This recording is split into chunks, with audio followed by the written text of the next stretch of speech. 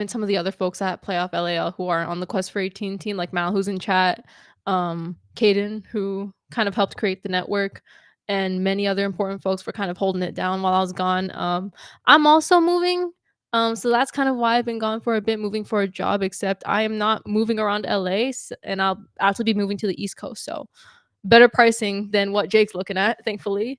Much better pricing. But yeah, I'm just excited to be here. It is December 15th, which means that certain contracts and trade clauses are going to be activated or have been activated. We'll see if Rob Pelinka actually does his job today, after not doing it for the past two-ish seasons, approximately, give or take. But hopefully things will get really exciting. Hopefully something happens midstream. I feel like that'll always be fun. That's always really interesting. And yeah, I'm just happy to be back.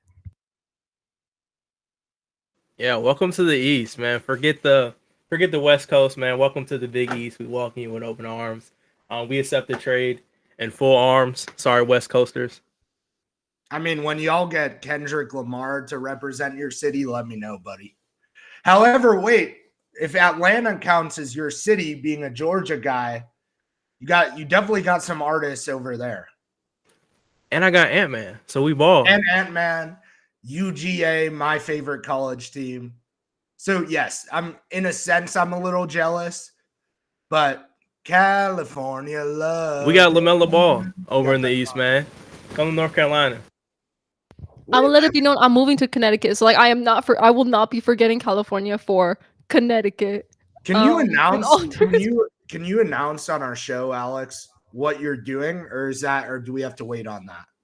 Oh, I think I could announce it. I'm like in the onboarding process anyway, so I don't know how much detail I gave y'all, but I am going to be joining ESPN actually as part of their next program. I'm going to be joining as a production assistant to start off starting January 2025. So that's why I've been kind of more of a recurring member past couple of weeks or months or so, is because I've been basically trying to figure out moving to the other side of the country while also holding down my first big girl job. So I'm really excited. Shout out to Quest for 18 and Playoff LAL family for actually being a huge reason why I'm continuing down the sports media path and making it a real thing for me. Really excited. I'm not gonna leave this group ever. I think I'm gonna stay with y'all for as long as I can. I'm just gonna be a little bit more of a recurring member as I figure out these life changes, basically. But yeah, that's the quick announcement. Really excited. Hopefully that's not the only announcement made because we're in the middle of some trade clauses, but that's my announcement at least. That's a good announcement. I mean, worldwide leader in sports, ESPN, which means that we have our first graduate from the Playoff LAL pipeline going to ESPN. So for Mal and other talented young sports creators, look what we have here. We already got one of our members going to ESPN. So just something to think about. Kara, you too, whenever you see this, we got someone going to ESPN, a very talented, I should say reporter based on your articles, you could say, or writer. But what are you assigned to a show for the production assistant? Like, is it one show or is it multiple shows? That's a really good question. I haven't been given an official assignment to a show yet. I think the next program that I'm part of is basically like a mentorship plus a job too. And I'll be rotating between maybe 2 to 3 programs, and my first assignment is going to be based off what is most in need. So probably like whatever's in season or whatever has a lot of coverage going on in the moment. So I don't have an exact show yet, but that's just a rough idea. And that's what's up, man. Congrats, Alex. I know you've been with us for a long time. I'm happy for you. You put in a lot of work. I mean, you helped us get this podcast where it is today. So I'm super excited. And that's big news. Like in our small little community, we have somebody going to ESPN. So I'm super excited for you and all the opportunities that are coming out. So just know you're the GOAT. Yeah, that sounds great. I'm jealous in a way. Okay. Like I will say, like, I'm going down the film route. I'm not going down the sports route, but all of us dream of going down the sports route and working at a company like ESPN. Like this is my passion too and hobby. So we're super proud of Alex. And when Alan comes back, I think we're ready to start talking about Lakers basketball and NBA. Yeah, thank y'all so much. Earl, Jake, I know Alan's up here too. Honestly, doing the show has done a lot for me, genuinely, and I see Mal in the chat too. I've been really excited about your show. I've been traveling a bit, so I haven't been able to interact with chat, but I have been lurking, and your shows have been really fun, and I'm really excited for basically all the talented people in this network, what they're gonna do, because it's not just me. I feel like if anything, the last few months, everyone else that's been a part of this network has been able to showcase so much of themselves, and I just hope and believe that the best is coming out for everybody, genuinely. Yes, ma'am. And we will be growing as playback grows. Alan, take it away. Let's get into some Lakers basketball. You're muted. You're muted. I think it may be the Wi-Fi. Restart your app. Or say something. I can't hear you yet. Close and reopen real quick, Alan. Oh, no problem. You could, Alan, leave. Okay, he got it. Yeah. All right, he got it. I'm waiting for him. I don't even want to get into it yet. I'll say, Jake, I see you. You were able to figure out that TV stand. I know on the stream the other day you were trying to put it together. Yes, you're right. I forgot that I was on the stream. I was sitting on the ground building this TV stand back there. Was able to watch the NBA Cup on it. Couple different games. W. You know, some good games over there for the NBA Cup. So yeah. Yeah. All right, Alan. Mic check 1 2. 1 2. Am I good? Yeah. Yep. Okay. There you go. So yeah, like I said, I was at least promoting these are podcasts around on social medias. If you haven't followed that, check our link tree to follow around there. And yeah, like I said, the NBA trade season is here. One of our graphics I posted about our trade targets. Like I mentioned, DFS, Jonas Valanciunas. Was it? Crap, names already here. Oh, Nikola Vucevic and Robert Williams. So at least for you guys here, who should we immediately target for the Lakers? Who should Rob Pelinka go after it? Well, I saw your post just go out. Who should the Lakers immediately trade for? Now, I think all of us would agree that the two different ways of looking at it is like when you say who should we trade for, like Robert Williams, for example, could be a better option than Jonas Valanciunas. Like I understand the injury history, but he's younger, he's more talented, he's more versatile, better defender. He fits the team better, but I just understand Rob, I think at this point, and understanding Rob, like if there's going to be a trade, especially immediately, as you said, I've been saying for a while, and I think a lot of people have, the Valanciunas one makes too much sense because all you have to give up is Gabe Vincent. And I do think the Wizards would do it. I mean, we saw Dennis Schroeder, who's better than Valanciunas, maybe not for our team, but better in general than Valanciunas, went for 2 second-rounders essentially in an expiring contract. So Jonas Valanciunas, I mean, 2-3 second-rounders, whatever you have to do, just do that. We have a lot of second-rounders to spare. We could use the first in bigger trades down the line. So for me, I still, I think it's going to be Valanciunas.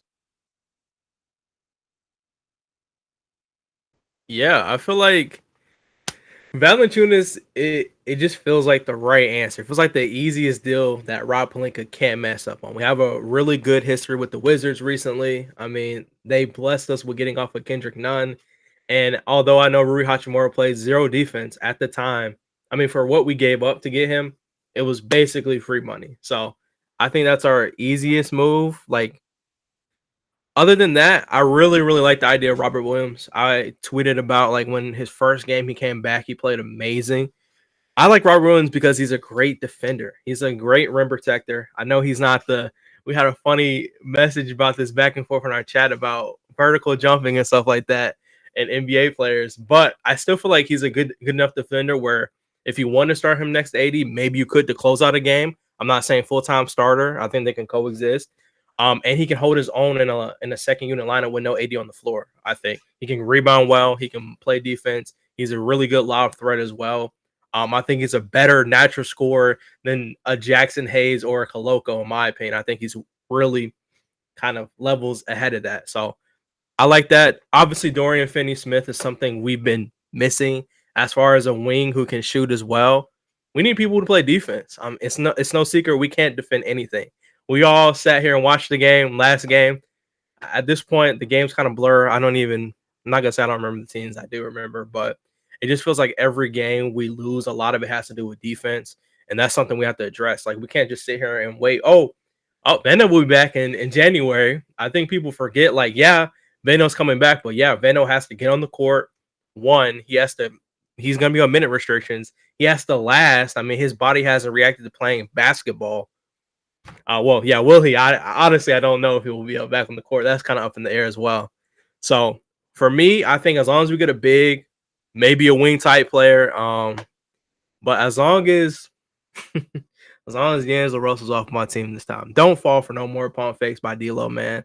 Last year, the front office got tricked into keeping him. Don't do it again. I've seen D'Lo play horrible, and a lot of it is just like him not being assertive at all on the floor. Like it's a difference between not being able to play defense and not trying on defense. And I think D'Lo just doesn't try, and that makes our team a lot worse. And I see a lot of narratives online. Oh, you gotta put D'Lo in better pick and roll situations. Okay, yeah, I get that. I get him not starting. Obviously, when Brown was out, you would probably want to see him start. But then again, he doesn't provide any defense for us. Like even on the court, when he got a chance to play first off the bench, he picked up 3 fouls to his 0 points at the time. So I don't know, man. I'm just running out of. Not that I had excuses in the first place, but I'm running out of talking points to defend D'Lo. I'd rather trade him, let somebody else be a project. I don't care if he goes to another team and averages 30. Him on the Lakers is kind of a toxic culture, respectfully.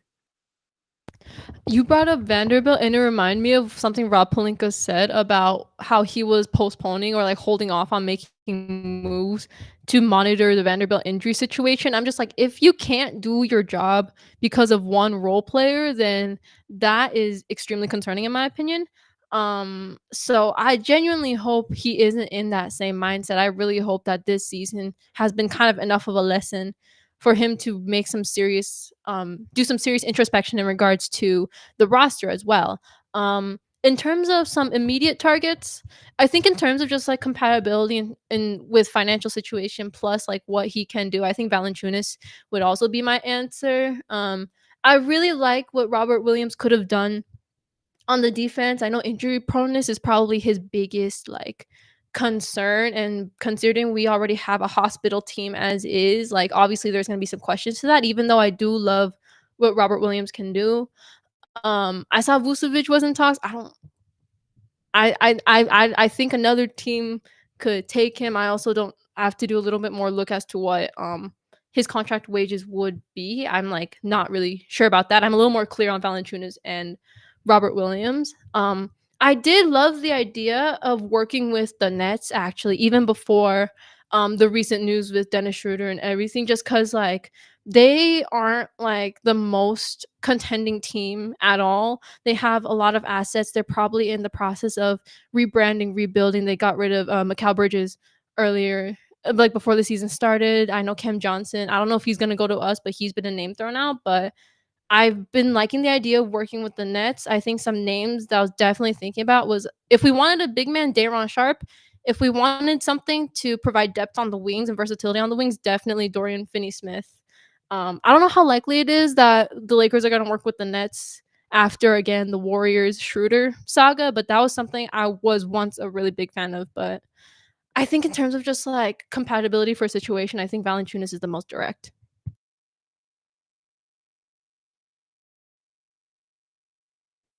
Yeah, then like the Vucevic thing, I know there's a lot of concerns about Vucevic, but while he's obviously he's not a defender. Like I'll just put that out there straight up.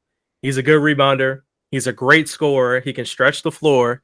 And if we talk about, I know this is kind of a lost cause. I kind of agree with it now after seeing AD play. Realistically, AD is not going to be like a viable 4 in the near future. It's just his body is not built for that type of basketball anymore. We see him take his threes most of the time. At first, it was like, okay, it's looking all right, but it's just not consistent.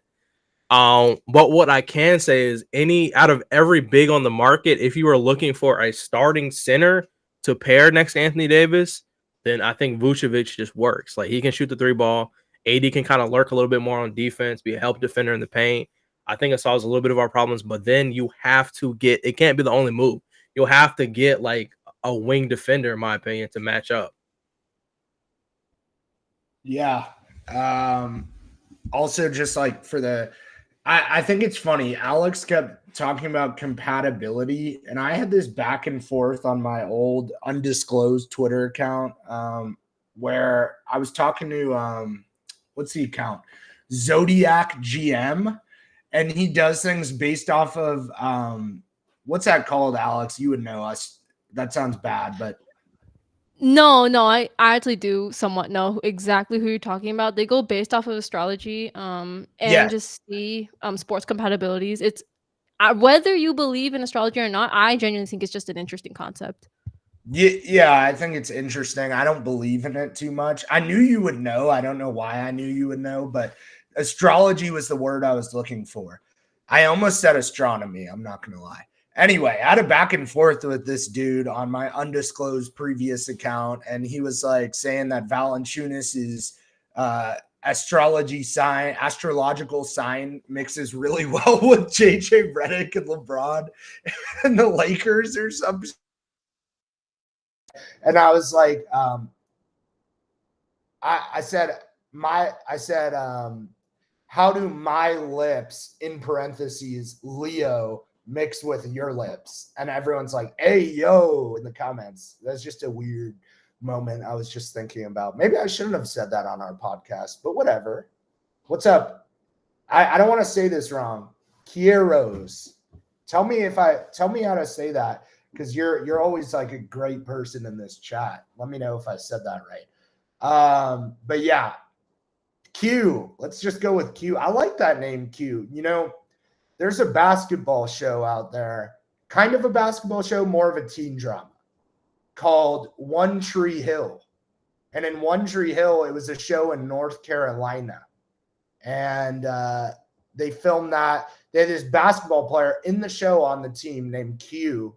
Unfortunately, he went to the gas station in a later season and got shot. But not that has anything to do with you. Just kind of a sad story for that Q. But yeah, I like the name Q. He was a good character before, obviously, he got shot. So I don't know what I'm talking about today. Let's go back to Alan for regular scheduled programming.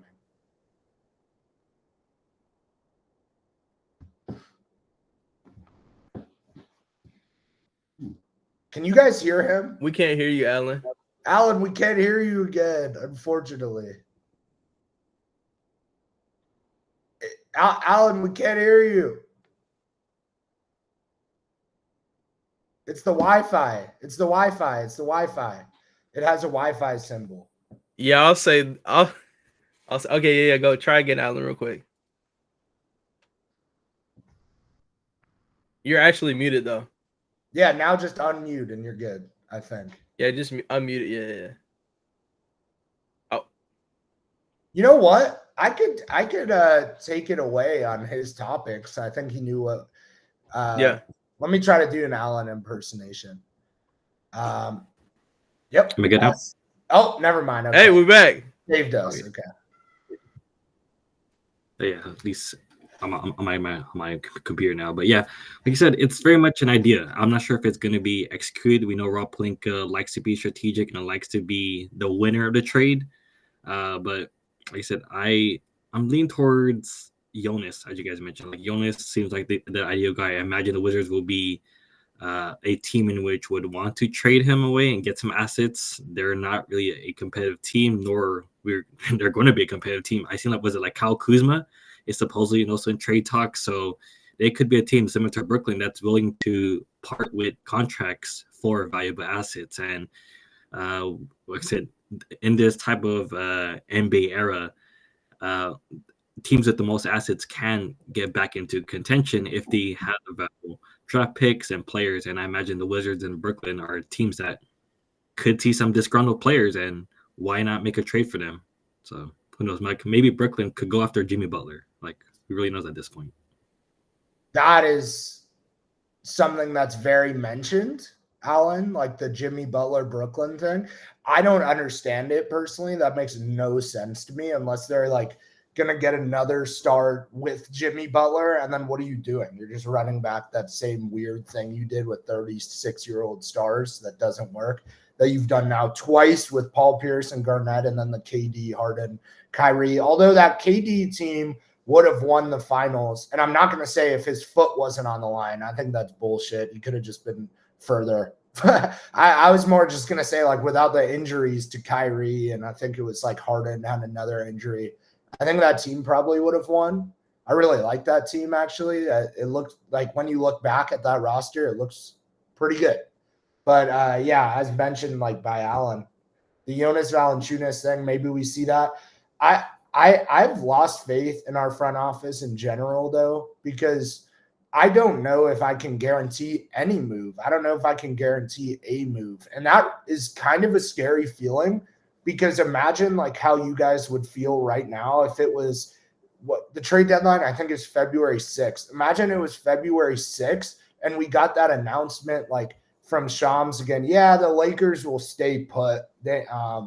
This summer, maybe they'll trade some of their picks or assets or whatever it is. Like, we've seen that now multiple times, and it's like, come on, guys. Like, that's kind of my worst nightmare right now for the Lakers, if that makes sense. So I'm really hoping that that doesn't happen.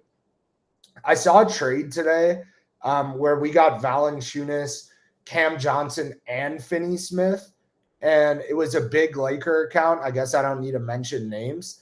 And I just want to say, like, I love talking Lakers basketball online, obviously, but like some of us are so delusional, it's actually really bad. Like in this trade I saw for those three names, and I quoted this tweet on my undisclosed new account, but in those trade for those three names, they gave up 0 first-round picks. The guy just thought if we give Brooklyn D'Angelo Russell and Jalen Hood-Schifino, that we can get Finney Smith and Cam Johnson, when the Warriors literally had to give up Jonathan Kuminga to get Cam Johnson if they went ahead with that. So I just think, like, maybe let's try to be a little realistic with the Lakers, even if it is some move that doesn't excite you too much. If you make the right 3 moves and you do it the right way, like, we're going to be fine. So let's try to at least be realistic here.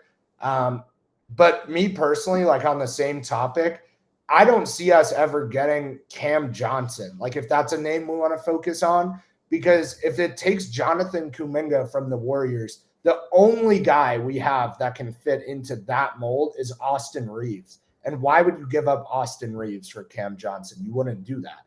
And then maybe like if it was about a good prospect, Dalton Connect, which also like I would never want to give up Dalton Connect for Cam Johnson. So like, maybe let's stop talking about him. Finney Smith is still a possibility. I understand that. I just wish there was a way, like as fans, I bet we all feel this way with the Lakers. I wish there was a way that we could verify that Rob is actually trying. And I know there's not, but like if there was a way to know, and I think maybe the closest we get to that is Shams says that like the Lakers are in talks with the Nets or something like that, or the Wizards. Because I want to know that he's at least trying, that he saw the dumpster fire that we watch every day. We stream these games, and it's an amazing time. We all have so much fun and talk and do all that. But, like, aside from the actual streams, the quality of Lakers games recently is so bad. Like, it's really, really bad. The Timberwolves, for example, last game, played a horrific game in a sense. Like, I know they have their problems and they're trying to figure it out. They were not good. And I understand we didn't have LeBron. But, like, the mistakes we make, mostly the turnovers that game, just ridiculous. Like, it's been hard to watch Lakers basketball, even as a lifelong fan like myself who's watched every game, even throughout Kobe's era and stuff. I was too young for the Shaq Kobe era, but the rest of Kobe's era I saw. Like, it is very hard to watch these games right now, and that sucks. And maybe that's another topic, but I would just love to see that Rob is at least trying out there, and we get some reports that we're in like conversations with teams. Like, that's what I want to see now.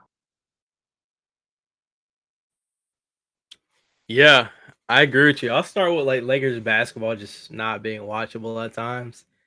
I think we can all agree that having our stream, shout out to the Playoff LIL channel, keeps us all somewhat sane. At least we all know we're not delusional and we can kind of talk about what's happening live. This team is just, I don't know what other word to say but goofy. Like, it doesn't seem like we're a serious NBA team nowadays, if that makes sense. Like, we get the dumbest turnovers. We don't play any defense. Every single shot the opponent takes feels like it's wide open because we decide, hey, let's just switch everything. And you have Gabe Vincent on a center every single play is absolutely insane.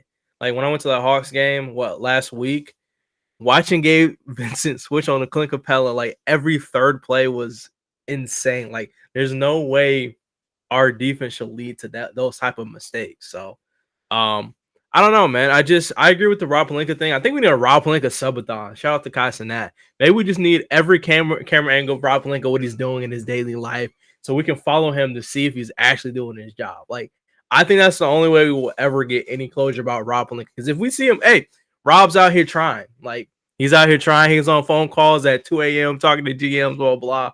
But until I see something, bro, like, obviously we're not going to see anything. I'm just making a joke. But I agree with you. It just feels like, to fans, just feels like Rob's not trying. And that probably isn't the case, but we just don't know. Like, we have nothing to go off of based on reports from a whole bunch of different people who could be credible or couldn't be. So that's kind of what we have to hold with. And I agree, like, Lakers fans in general are very delusional. Like, I see a lot of trade packages. Why on earth would they take, like, a D'Lo or Gabe Vincent for Cam Johnson when they were trying to get Kuminga from the Warriors? Like, y'all have to open your eyes and realize that some of these players are very valuable and we just can't afford them unless teams are asking for multiple first round picks and compensation plus a role player that maybe has an aspiring contract. But 9 times out of 10, they're not looking for that because they can get any better package than what the Lakers can offer. So that's why Valanciunas probably makes the most sense for us.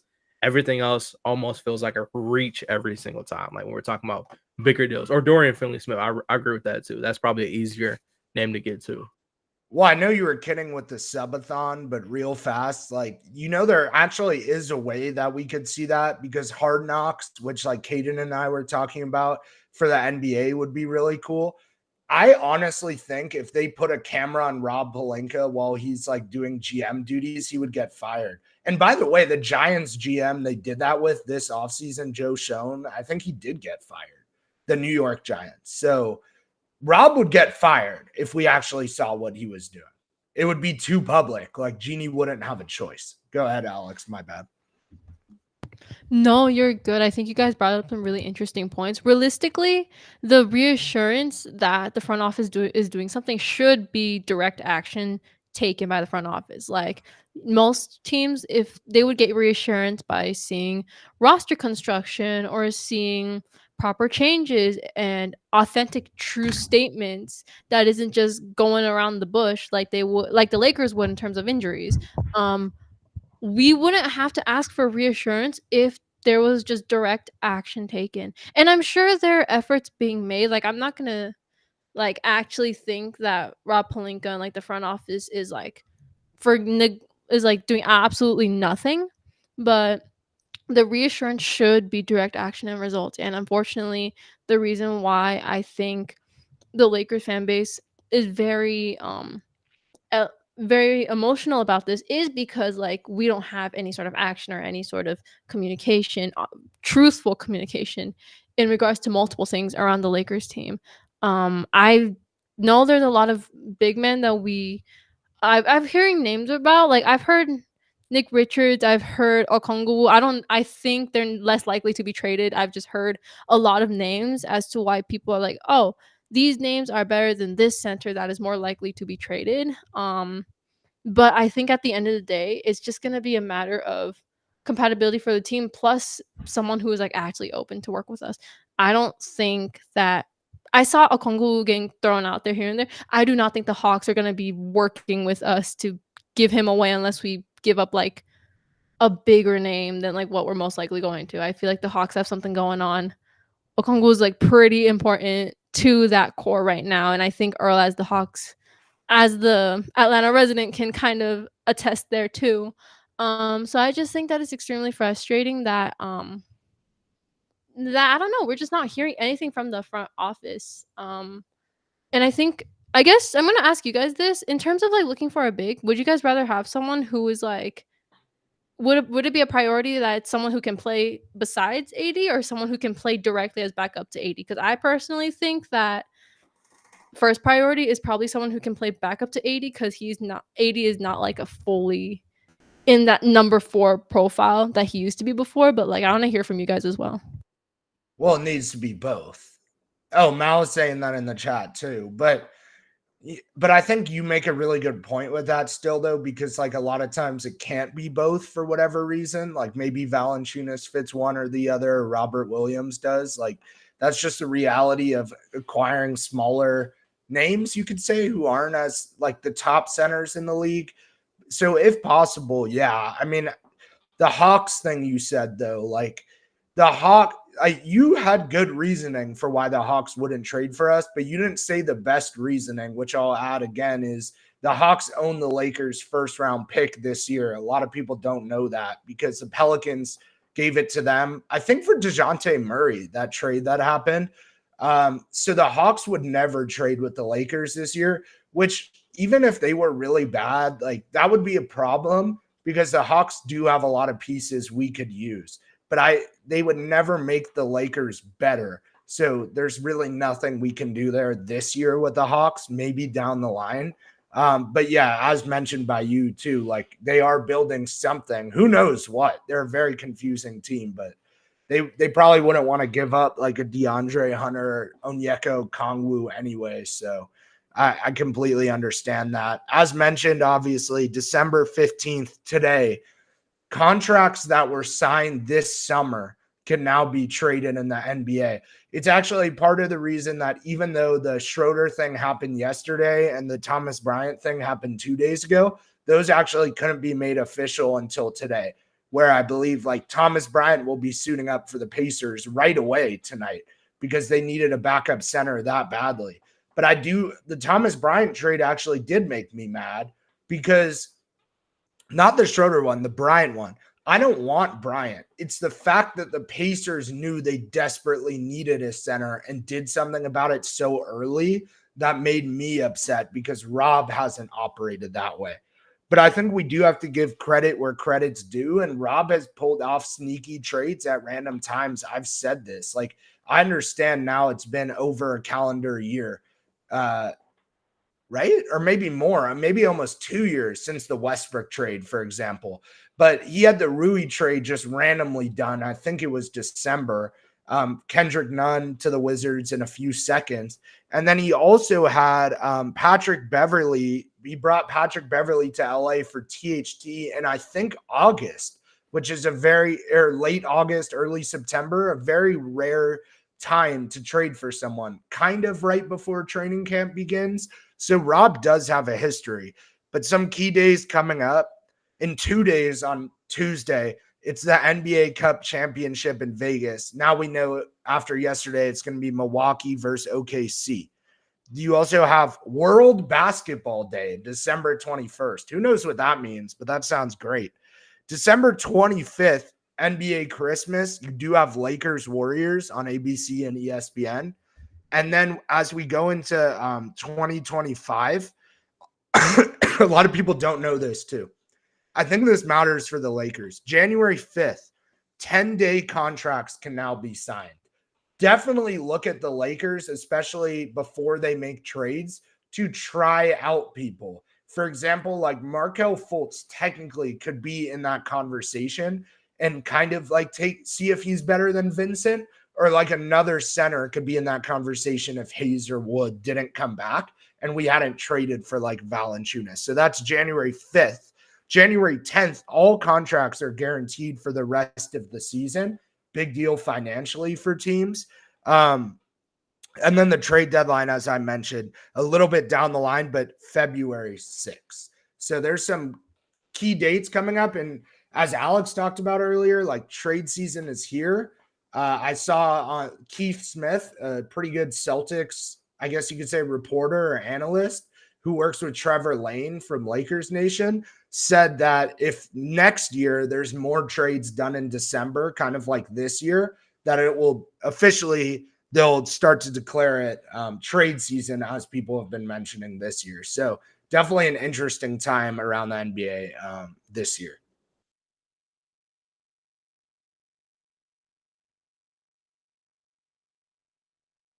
Good. You guys hear me?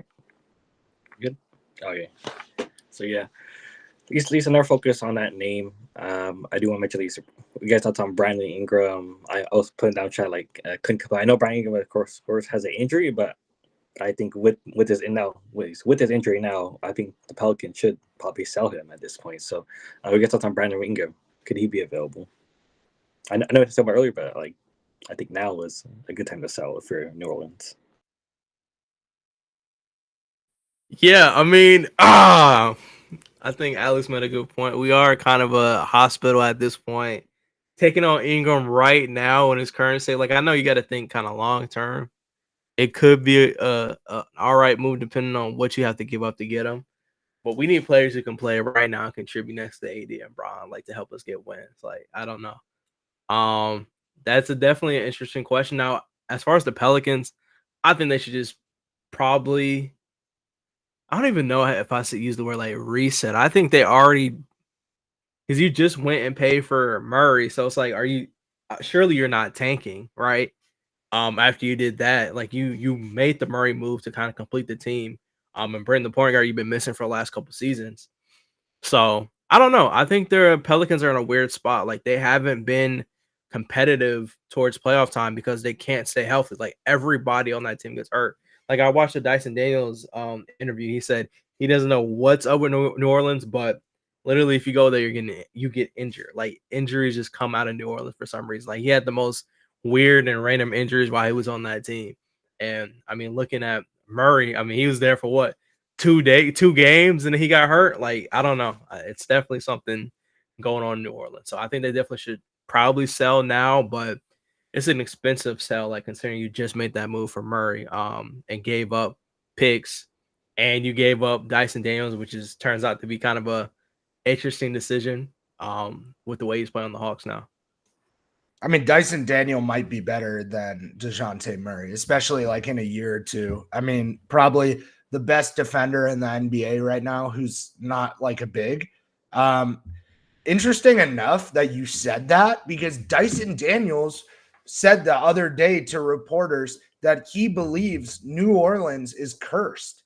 And I thought it was interesting. He said he was happy to get out of there. He said it's always something. It was about, I can't quote him directly, but it's always something going on there. And he was referring a lot to injuries like Zion, Ingram, DeJounte Murray this year, like things like that. But he did actually say New Orleans is cursed, and New Orleans is a very spiritual place. Not that, who knows if that matters NBA wise, but New Orleans has a lot of that voodoo magic saying you always hear about. New Orleans has a lot of that going on, and that's probably why there's some TV shows where there's a lot of witches and vampires and such in New Orleans. So just an interesting thing to think about.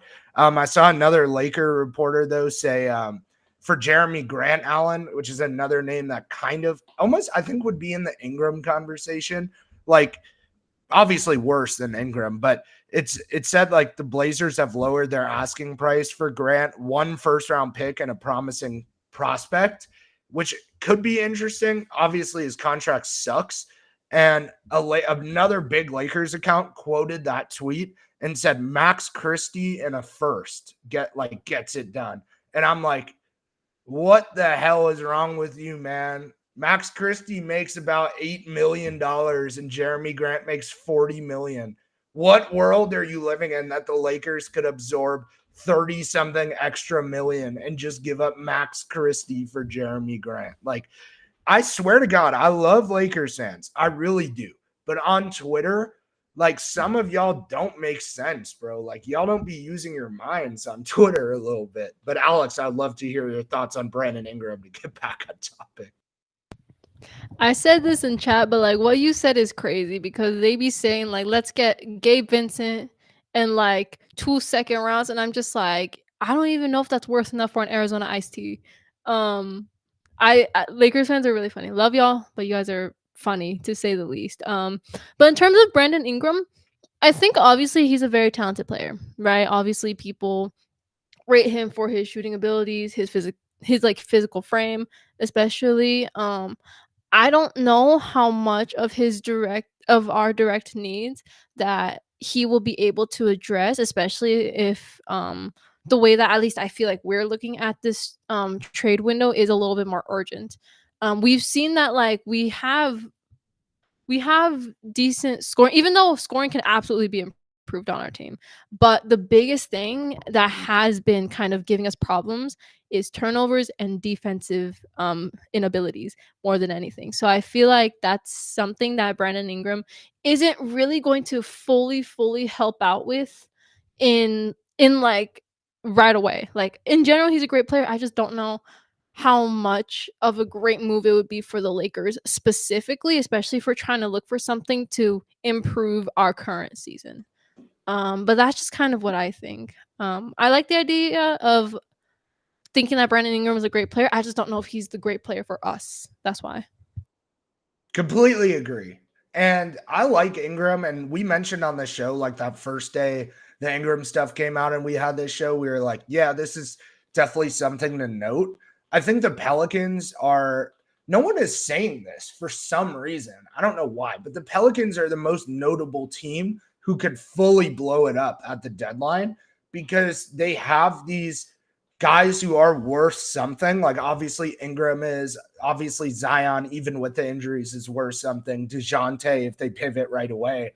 Like I understand, I saw a report right now that they didn't want to trade Herb Jones, Trey Murphy, and Yves Missi. I kind of understand just because those guys have a lot of talent and they're still like really young, like a different timeline than Ingram or Zion. But the Pelicans being 5-21, I don't know why more people aren't talking about them to completely blow it up. Their season is not going to be saved. They're actually in too deep. Like the Lakers, I understand we're not ideal right now, but our season could be saved by hovering around 500 if the right things happen. The Pelicans at 5-21 are in too deep. They're not making the playoffs. They're not catching even the Clippers, for example, who may be like a play-in team.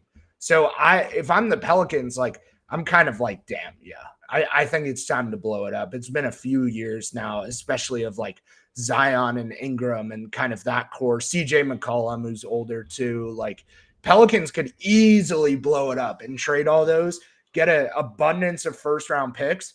And I'll tell you one thing, like another, like further analysis as an NBA, and they're down 17, Alex just said, to the Pacers at the half. That's funny. But another little insight, you guys remember probably as well as I do, the Pelicans are obsessed with draft lottery. They're obsessed with getting the first overall pick. They've built their franchise since they moved to New Orleans on drafting AD number 1 and drafting Zion number 1. Like really think about it. And then even Ingram comes directly from an AD trade.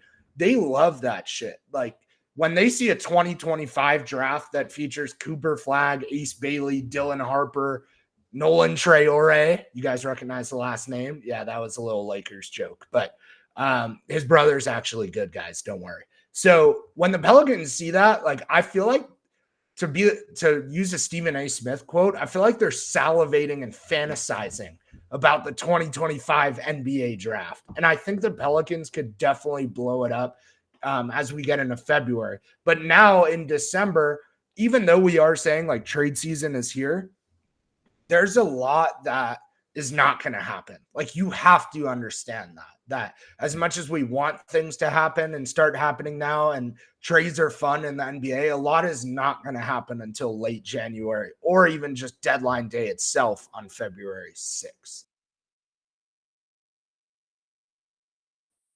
Yeah, I agree with you. I think it's one of those things like the Pelicans. I was looking at like a tweet earlier saying like you said, they're open to sell pretty much everyone but Herb Jones, Trey Murphy, and their rookie. I forget what his name is, my bad. But their new center, which I think it makes sense. I think the one thing with the Pelicans, I think they reached a little bit on Murray because in a draft where you want to pick, they traded it away. And they got a good player back for it. Murray is a great point guard, but seeing Dyson Daniels play the way he plays, I mean, that would have been a good piece to have around as your core as well. So I think the Pelicans are just moving very weird. Like they're making a lot of questionable decisions about their future. They don't want to stay with this. They don't want to rebuild. But like you said, they're one of the teams that, hey, if they decide to blow it up, that's the team that everybody wants pieces from. Like Murray, I doubt they'll trade him back to back that fast, but I mean, you never know. Zion, I'm sure there's a team out there who wants to take a chance on Zion. He's still young. I know he has a lot of injuries, and stuff like that. And then Brandon Ingram, CJ McCollum as well can contribute. On a winning team. Like they have a lot of pieces that if they decide, hey, let's break it up, they can definitely kind of transition into the I'll call it the Utah Jazz method up in the West. So we'll see what happens. I definitely don't think Brandon Ingram is probably the best fit right now, but I'm sure there's a team out there that can use him and to help contribute to winning right now.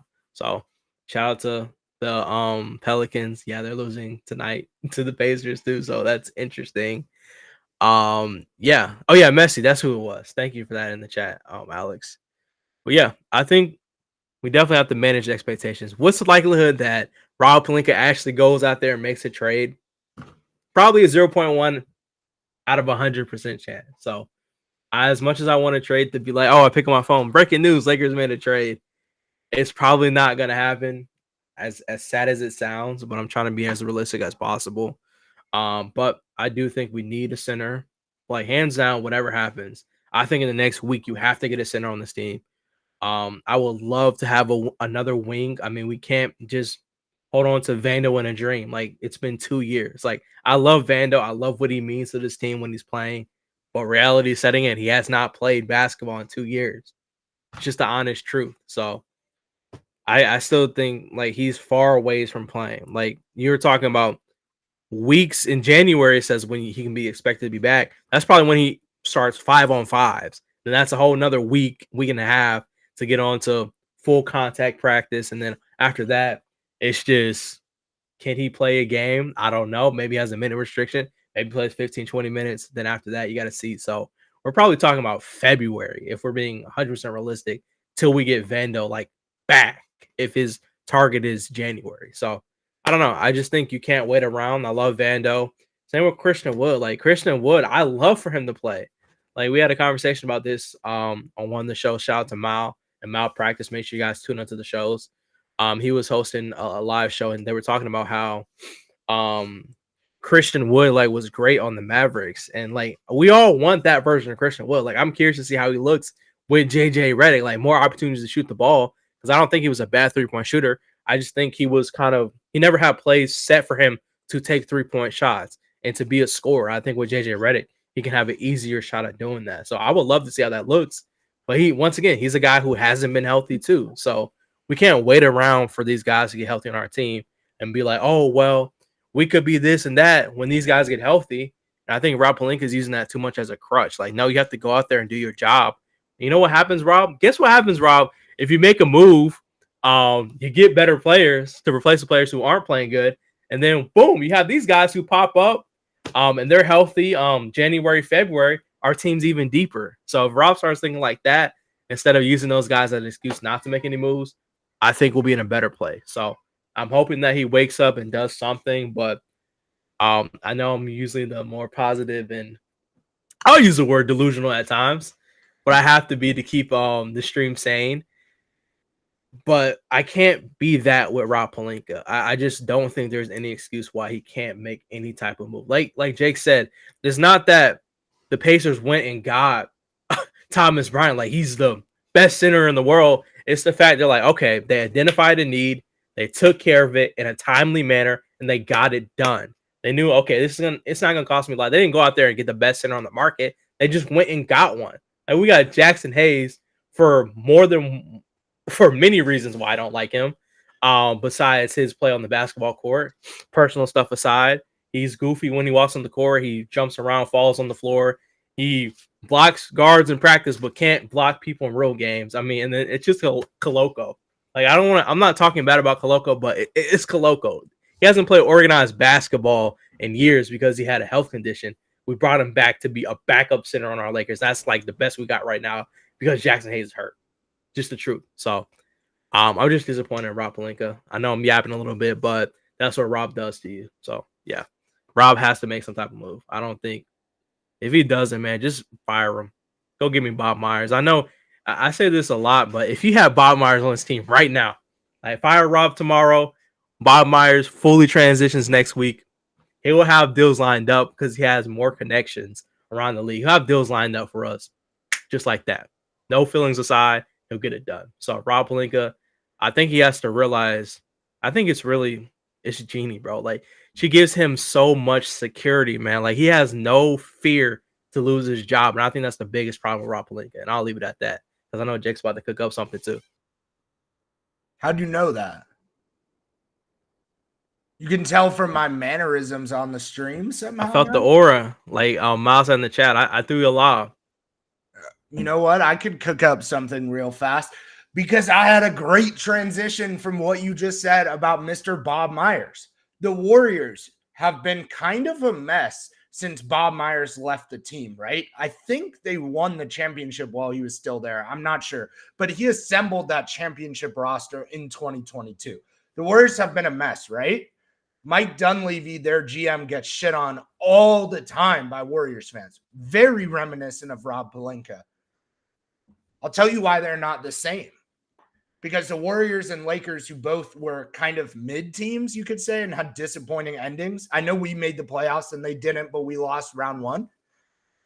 The Warriors tried with the same financial situation. They tried and they got Kyle Anderson. They got Buddy Hield.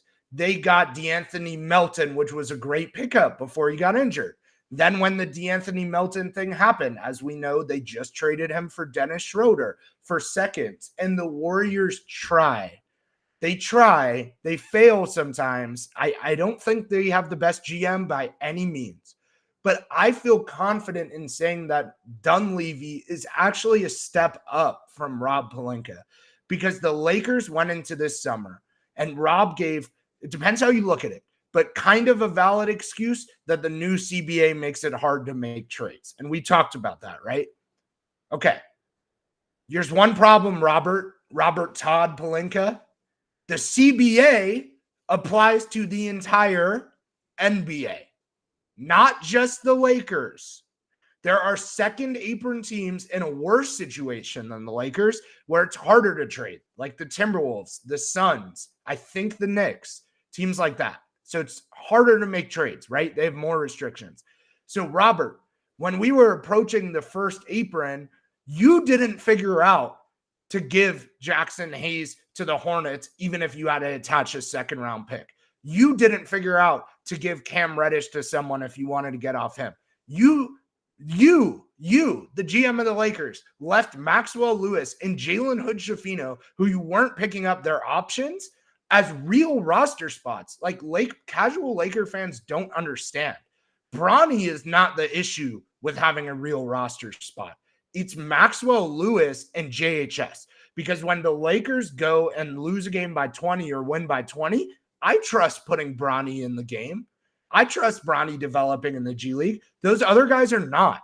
Why are they on real roster spots? Maxwell fucking Lewis is a player on the Lakers whose spots counts the same as the spot of LeBron James and Anthony Davis. How are we not understanding this? Maxwell Lewis, the same guy who can't be good in the G League. The same guy who has no shot of playing in the rotation for the Lakers, okay? Timu legend, Maxwell Lewis, that's funny. My point being, at least Dunleavy fucking tries for them. At least he does things. And Rob fucked up this summer. He really did. He really, I can't say it enough times. He fucked up this summer. And you didn't do your job. And I've said this before on here, if I go back to work tomorrow to my job and I do what Rob Pelinka does, I would get fired. And he's so lucky that the GM or the owner of the team, frankly, I don't care if Jeannie sees this and bans me from the Laker games. Jeannie, you don't know anything about basketball. You've made that so clear. Trust me. LeBron James did not come to the Lakers because Jeannie Buss is the owner, guys. He did not come because Rob Pelinka was in the front office. He came because Magic Johnson sat him down, and probably Kobe texted him some stuff or called him or talked to him in person. Like Kobe and Magic Johnson got LeBron there. LeBron got AD there. What did you do, Rob? What did you do? Sign THT to a way too big deal and then trade him for Patrick Beverly? What did you do? What did you do? Like allow, even if it's LeBron's fault that Westbrook came or AD's fault, you're the GM. You're the one who's supposed to build the roster. I don't put that on LeBron. I put that on the GM who says this is how we become a contender again after 2020. And you were wrong. And now you're suffering the consequences of that 2 years later. Like, I mean, Lakers fans didn't even say this. Malik Beasley could have been a decent player for us to have last season in a lot of regards. Maybe he's not the answer now, but that's someone that we traded for and like we had control over, and they just let him go. And we let Schroeder go, and we let Caruso go, obviously, as we know. We let Lonnie Walker go, who would have been cheap. We let Malik Monk go, who that one I kind of give him the pass because he would have been expensive, and I don't think we had money. But it's just this pattern. Like when these role guys are good, you let them go. And then this summer, you do nothing. And honestly, like, it's just kind of ridiculous at this point. Like, we could talk about it all day, but like, if we're the Lakers and we have LeBron and AD already there, for you to not even put in the minimal effort to try to make us championship contenders is actually really, really sad and would not happen with other GMs around both the NBA and other sports leagues. And my Dodgers, my Los Angeles Dodgers, Allen's Dodgers, yeah, we would not operate like this Lakers team. Imagine, Allen, you told the Dodgers owners that this was what the Dodgers front office would operate like. They would clean house like that. They would never, ever have a front office this bad. It's actually a joke. And the Dodgers owners and front office probably laugh at the Lakers. Like they sit there and laugh at Jeannie and Rob. And it's so deserved because they're such clowns. Like biggest market team, either the first or second most famous NBA team of all time. Probably the most relevant NBA team, of all time. And you have LeBron and AD already there. So no one said you got to go trade for another AD. You have AD there. And you do nothing. And it's just like, it's a joke. It's a joke. And that's why we can't get our expectations up, because nothing could happen easily again this trade deadline. I don't want to be negative, but it's possible.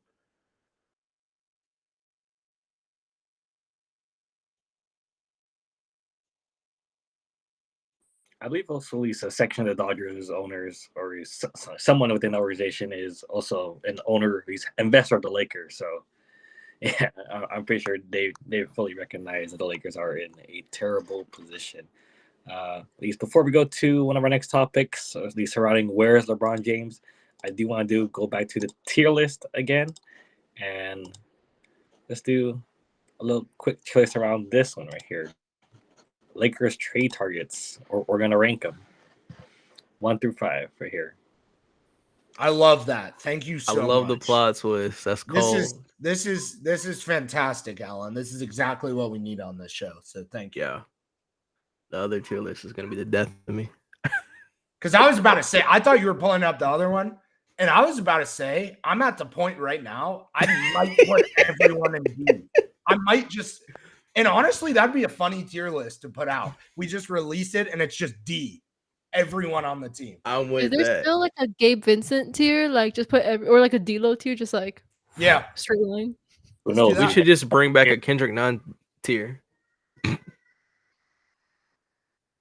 Yeah, let's do that, Earl. Kendrick Nunn tier and everyone on the team is in it. Yep.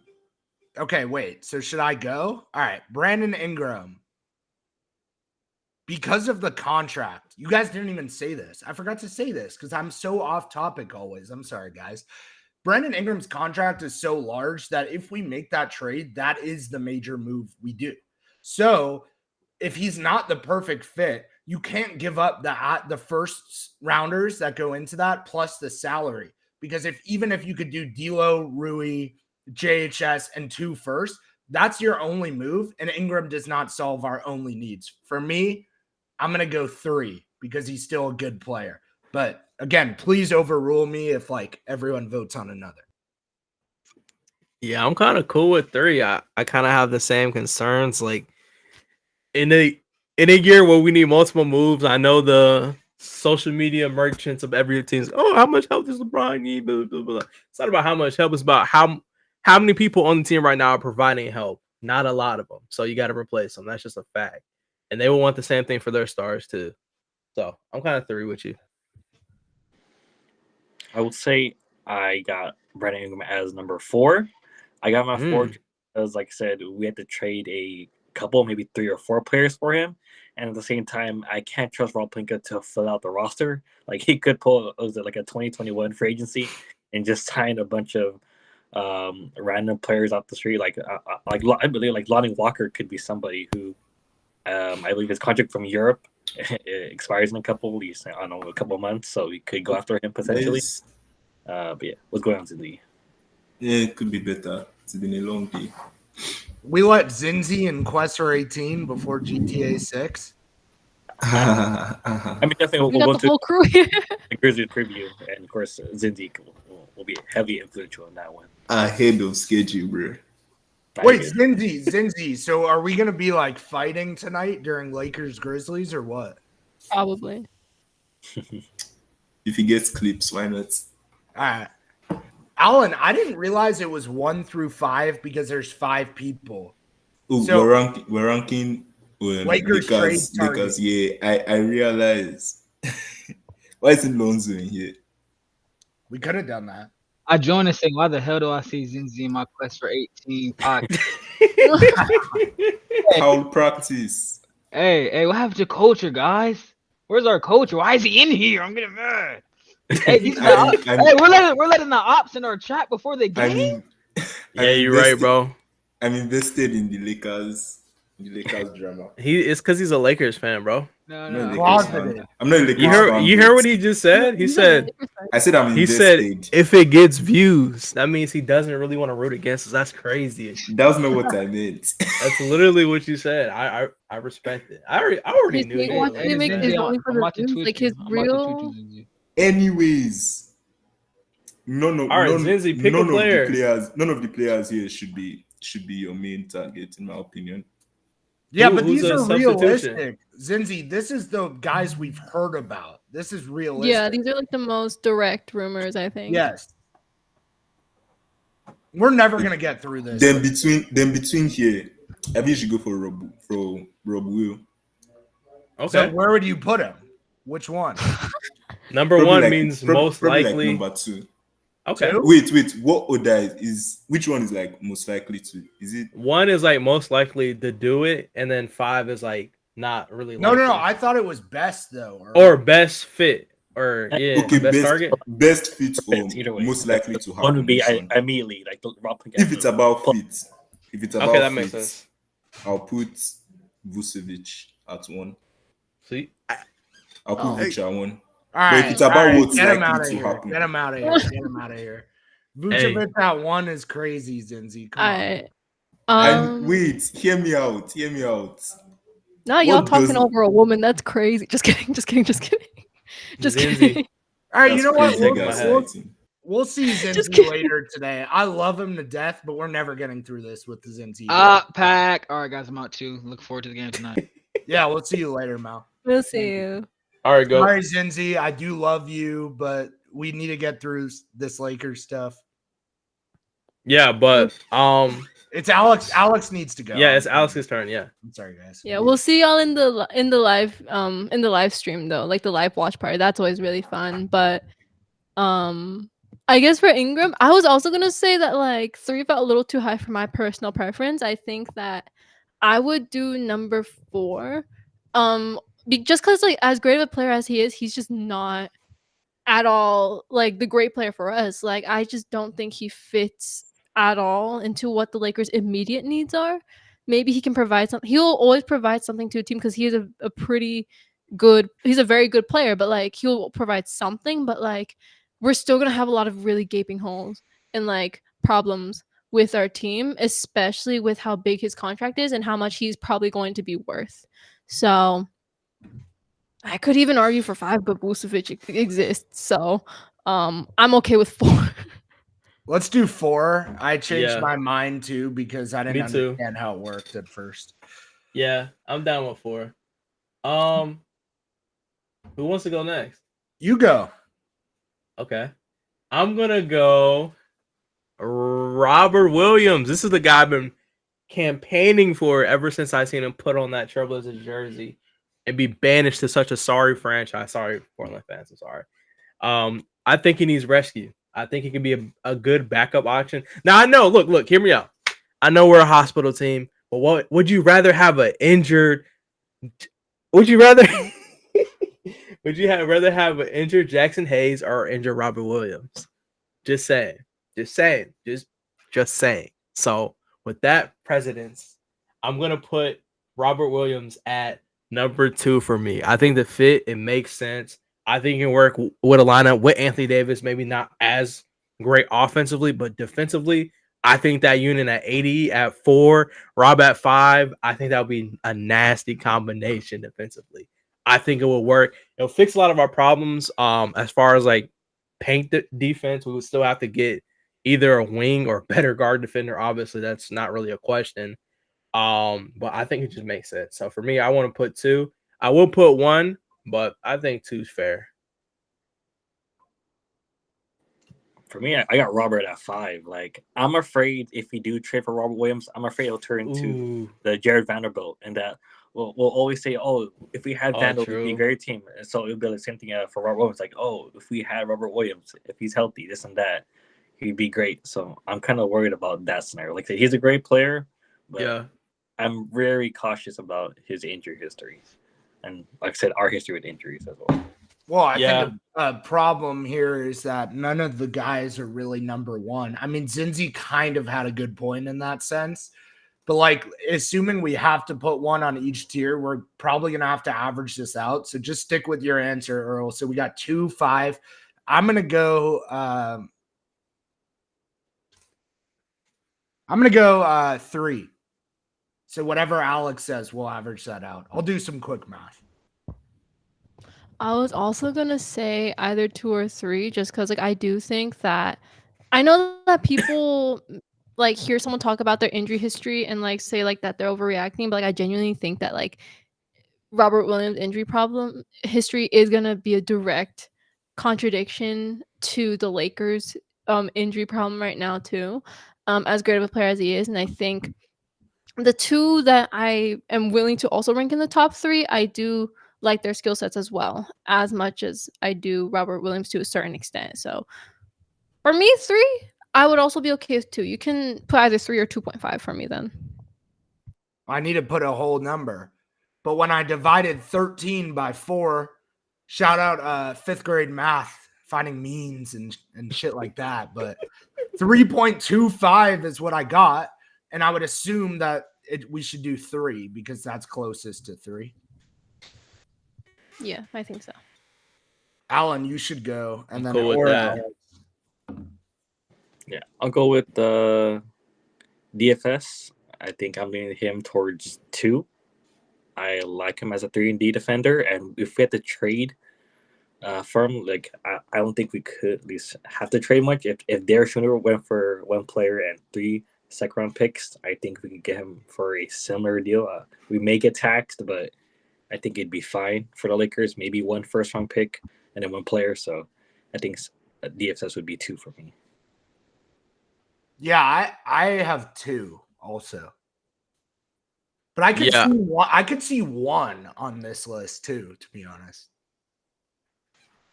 Ooh, Alex? You didn't even say anything yet. You said me. What the heck? Okay. I was stuck between because I was gonna say like Dorian Finney-Smith is definitely like top 2 for me as well. Like I think in terms of like feeling like very reassured that like he will provide something, I would put him over my other top 2 candidate. But I just know how dire of a big man problem that we kind of had that is also making it hard to put him as number one. I might lean him towards like my number one, but like if y'all put him at number two, I would be very, very happy with that. Just because I feel a little more reassured that like Dorian Finney-Smith will provide something more likely than my other pick, but it's the things that the other pick is an actual center, so I'll say like one, but if it ends up being two, I'll be okay with that too. I'm gonna say one.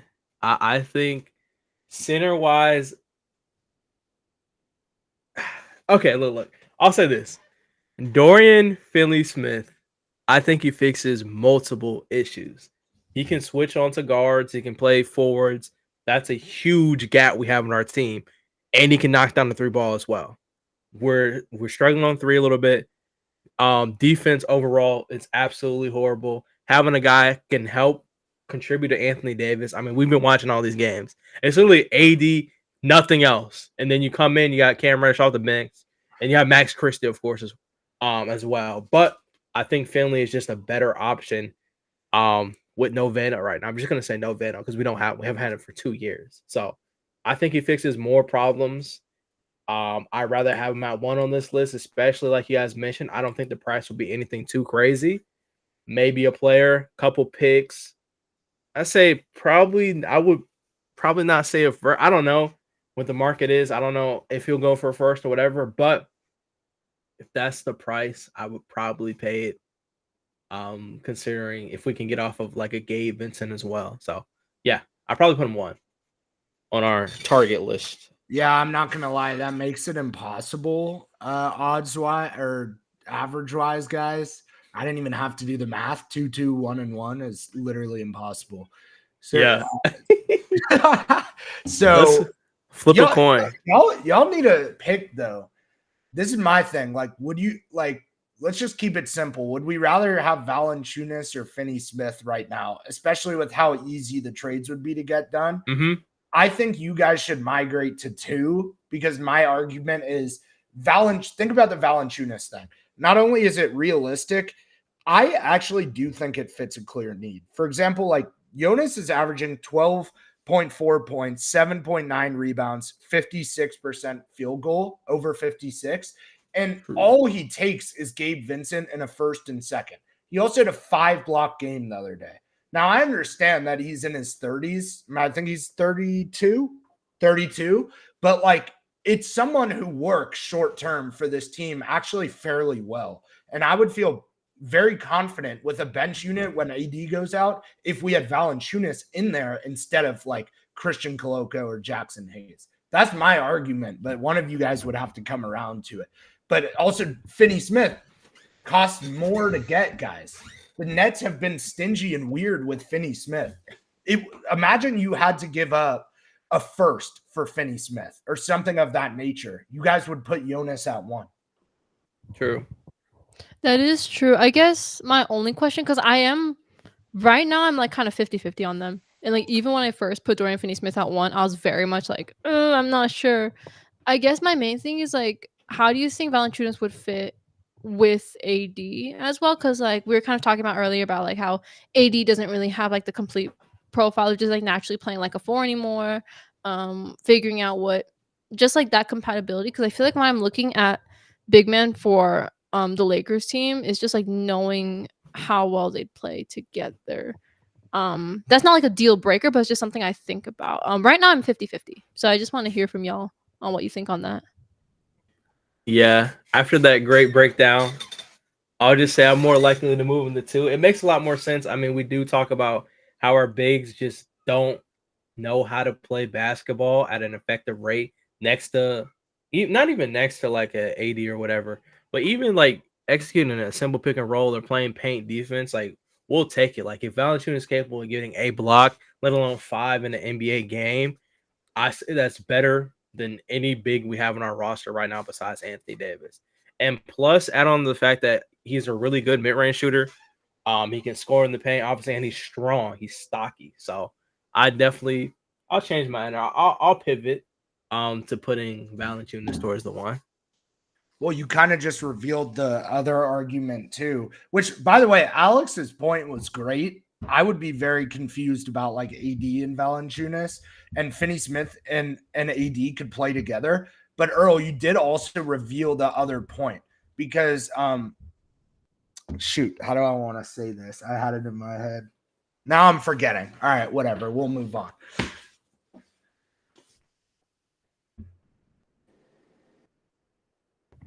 I think okay, so sorry. Okay. no, you're good. Should I finish that point, Alex? Okay, real quick. Valanciunas and Koloko, the difference between them versus Max Christie and Finney Smith, or Rui and Finney Smith. I understand the defense of Finney Smith. I do understand that, guys, but Cam Reddish and Finney Smith. Think about it. You have multiple options to throw out against Finney Smith, but all you have is Koloko to throw out against Valanciunas. So that's why I had him 1. Honestly, Valanciunas at 1 is valid. I'm like, now that I'm like slowly that's what I'm saying, Q. This is like the second time this happened today. Like, oh my goodness. Just kidding. I'm kidding.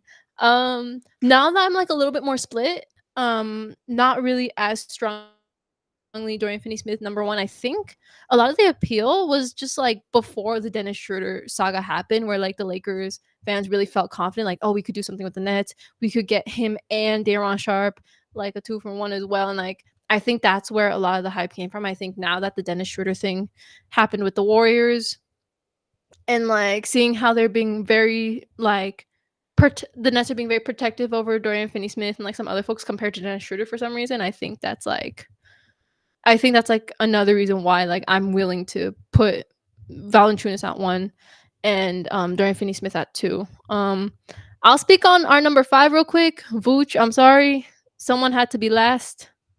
I mean, he still has his own great skill sets, but like we do need a big who can kind of hold his own defensively, even if he doesn't have like a defensive masterclass. At least we need someone who can like hold his own. I think Valanciunas can be decent. I think also the rest of the team brought up great points about Valanciunas being a strong big man to be in the rim for us. I feel like our interior defense has been pretty weak this season and compared to even last season, and we had disappointments there as well.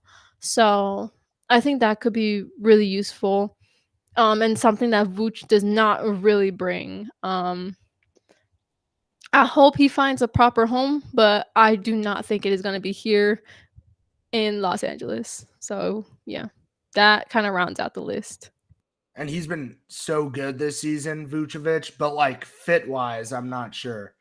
I'm awake, Earl. Hold on. What I put in the chat right there. Okay, this is my problem with this. And I have a lot of problems with this dude. No offense. Whoever you are. I mean, not in real life, but like Twitter-wise, right? Okay, this is something I would have posted on my old account. And part of the reason why I didn't want to do my old account anymore. What the hell is this, dude? What are you talking about? You just took the 3 people in the rumors that we've seen. And this guy, mind you, this guy posts one of these things a day, like with these same players. And I'm kind of like, why is this even our dream? And also, like, how are you getting Cam Johnson in this scenario? You're like giving first now? It's just the logic of Lakers fans doesn't really make any sense. Marmol to Japan. Honestly, we do need to get through a bunch of Lakers stuff. And we are open. Yeah, there will be a segment you can come on. I should say that. But yes, we do need to get through some more things. So Alan, take it away. Yes, right. That's our trade targets. Follow us on Twitter, TikTok, and etc. We'll be posting those on our socials and adding some questions and some interactions for that. So these 4 next one, our topic is called "Where's LeBron James?" And it could be funny, it could be serious, but it could be anything how you feel. So at least my question to you guys: where is LeBron James? He's been questionable. He was out the previous game. Like I said, questionable for tonight, but who knows if he'll play? We do know that at least reporters asked JJ Redick, "Where is LeBron James?" and he said blatantly no, or he like said he doesn't know. At least for you guys, was LeBron James, and maybe could he play tonight? As the resident LeBroner here, actually am in bronze contact role. Shout out to Braun. Shout out to Mile as well. We're kind of linked in like that. But here to answer the questions. No, it wasn't anything related to social media. No, it's not Diddy allegations. It's not any of that. LeBron James just needed to catch his breath, man. I mean, we've all been there. Life gets stressful. You want to unwind, get off of social media. LeBron is just such a public figure that everybody wants to be in his business. So Bron told me he'll be back very soon, and he's just chilling. You know, he put his feet up for the first time since he's been in the league, and he's trying to just seeing how events play off. This is also a ploy to get Rob Pelinka to wake up and do his job. Similar things happened last year. Well, not last year. During the era. Sorry, don't want to say that too loud. I don't want to attract Russ fans. Thank you. Appreciate the water. Yeah, it's just a little ploy. I called it the last dance. This is what he does when he wants something to happen for the team, and Rob Pelinka doesn't do his job. So LeBron decides he's going to take a couple of days off and let Rob get his assets in order. And this brings me back to that one thing. I don't know if you guys remember this, but I will never forget this. The one promise that Rob Pelinka made to Bron. Everybody remembers that. We talked about it all the time. What was the one promise that Rob Pelinka made to Bron? Was it Bronny getting drafted? I don't know. Was it LeBron getting some trades in? I don't know. Was it getting D'Lo off his team and Gabe Vincent? I don't know. But what I do know is that promise obviously hasn't been fulfilled because LeBron James is not playing basketball right now. And we all know it's not his foot because he played during the Hawks game. He looked 100% healthy. I was there.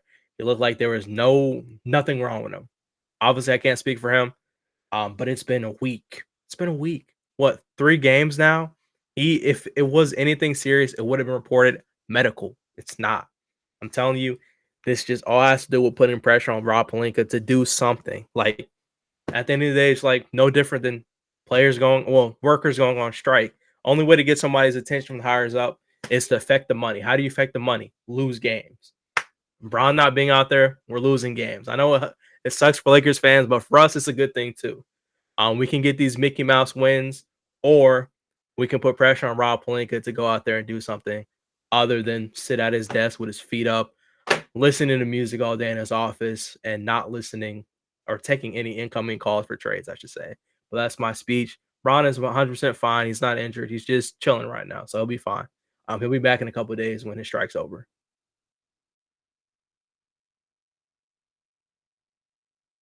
Oh, should I go? Okay. I wanted to give out Alex, you should go. I've been talking too much today, and I talked over you by accident, which I would do to any of the guys in here too, obviously, but go ahead, Alex. No, you're good. The misogyny allegations are not real.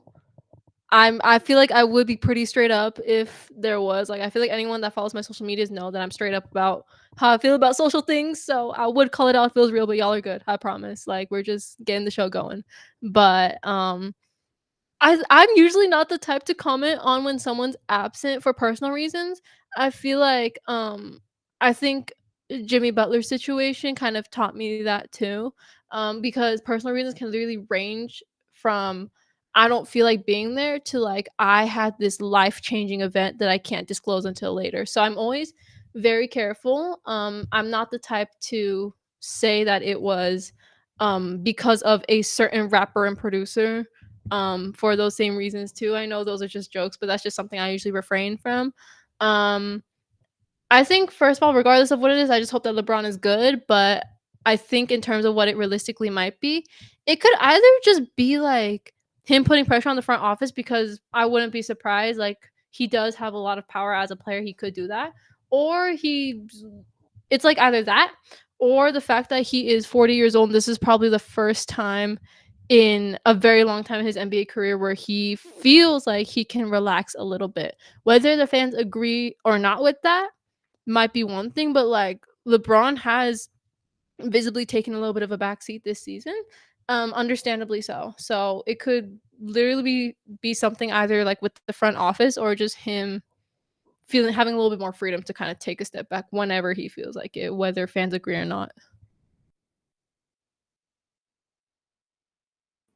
Yeah, good points, Alex, for sure. I agree with you. I think the way you spoke about it was elegant and class, and you don't know what's going on. I am assuming, of course, nothing is going on crazy like in LeBron's personal life. I think that's fair for now. So real quick, just because social media, like on this topic, people are like, saying where's LeBron and all that. And it's a great segment idea by Alan here. But on social media, it's like, leave it up to these frankly racist American flag bio ass accounts to say shit like, there was this tweet, for example, the NBA can't figure out why their viewership is down. And it's Greg Popovich talking about social justice and being a champion of all that. And then someone quotes that tweet. Like when I searched up LeBron, it says NBA is trash because of guys like Popovich, Kerr, and LeBron. So 3 guys who are activists, may as well have said Jaylen Brown and some of the other guys who are good for the community there. But fuck you guys. You guys are actually a piece of shit for that. Like, every player and all these celebrities and coaches and stuff, they can have a voice and do good for the community. Like, it's so bullshit. And then the other thing that I think is really bullshit on this topic is like the Diddy stuff, or I don't know if we were saying that or not saying it, Puff Daddy stuff. Like, oh my God, LeBron went live one time on Instagram way before people knew like the true side of Diddy. Like maybe people knew, but not like LeBron type people. He was live on Instagram or whatever it was with him once and said like, ain't no party like a blank party, which was like a saying that a lot of people were saying about that rapper dash producer, as Alex said. And like people now run with that. But it's just so bullshit, dude. Like, just because LeBron got a picture with Jay-Z doesn't mean that he's a child predator. Everyone was obsessed with Jay-Z. I don't know anything. I can't speak on the situation, but if any of us took a picture with Jay-Z, like ran into him, we would think it's the coolest thing ever, especially before like last week. Like, it's all these, like, the only right way to say it is it's all these racist weirdos online who talk down on players like LeBron James. It's the same people, like when it comes to soccer, that they make up all this shit about black players or about Egyptian players or whatever it is. Like, they're only okay with Christian Pulisic. Like, it's like, come on, man. Like, this is actually ridiculous. And like, this has been going on for years, but now this stuff, like when I open Instagram and see these comments about like LeBron and Diddy on LeBron posts, I'm like, you guys actually are such losers, and I have no idea why that's getting likes. That's just my opinion. Like, stop trying to tear down someone who's a successful, has a great family, has built so much of a legacy and done so much for Akron, Ohio, for the entire country, for the world, you could argue. Like, stop tearing these people down. It reminds me a lot of my favorite player, Kobe, who, like, we don't need to get into all this, but like, abuse is fucking horrible. Like, I wouldn't side with Kobe if he abused a woman and all that, but there's allegations about Kobe that frankly aren't true. And I know that firsthand because my dad was a lawyer in LA during that time and he knew the people on that case. And like, I don't want to get into that too much, but like Kobe cheated on his wife, but he didn't do things that he's accused of. And now people use that against him in arguments. And it's like, I don't know, maybe that's two sides of a different coin right there. But I just feel bad for LeBron with all the rapper allegations and such. I don't think it's okay to be throwing around things so loosely like that on the internet. But in terms of where actually is LeBron, I think the injury kind of gave him like some time to now go think and reevaluate and just handle his private life. And I have a tendency to believe he's putting pressure on the front office, which, that's what I hope is the case. I do see like right now, and I don't know if Alan was going to say this, Earl might have seen this too. Dave McMenamin said, and Shams retweeted, LeBron is participating in the Lakers walkthrough today ahead of their game versus the Grizzlies. So that probably does indicate that he's going to be playing tonight. Now, that does make the situation to me a little more strange because he took kind of a weird break, if that makes sense, like not an extended break. And now I'm curious, like, why would you come back, for example, Sunday against the Grizzlies, but not Friday? Or like, I don't know what went into that. everyone has their own mental struggles and stuff too. Getting through a season is a grind. Getting through 21 seasons, I'm sure, is impossible for most people, and he's doing it. But, real Lakers fans, we appreciate LeBron and are also LeBron fans simultaneously. So shout out to Bron.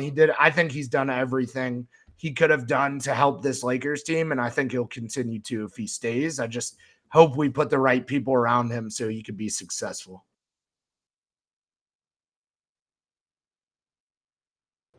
Yeah, I'll just say shout out to Bron. Hopefully everything's well in the family life and stuff like that. And yeah, sometimes people need a little bit of a break. I think it's just definitely in a different light because it is LeBron James, and he is not only like a big public figure, but he is the main core piece of this Lakers basketball team. So yeah. But yeah, on that note, I'm ready to get into whatever the next topic is or the tier list. When our glorious co-host return to the stage. There he is. I'll say if Zinzi's still here, I was hoping he'd be there for the preview. But yeah, at least we can go quickly into that. As you guys said, Lakers versus the Grizzlies tonight. Of course, stay here. We'll be on the Playoff LA channel for that live stream / game. As always, follow us here and quest routine, at least via Twitter, to see news and updates around that. And yeah, at least what's everybody's predictions and also at least thoughts about the game. Yeah, this is probably the most. I don't know if I'm confident about tonight's game. But let me try my best to give one of those positive motivational speeches that I give before a game. Yeah, I think tonight the key is definitely going to be to, I don't know. I think a lot of it has to do with defense, but I'm worried because we don't really do that. I think that's the nicest way I can say it. I mean, Ja Morant has been playing insane basketball, especially his playmaking. I think that's the biggest thing.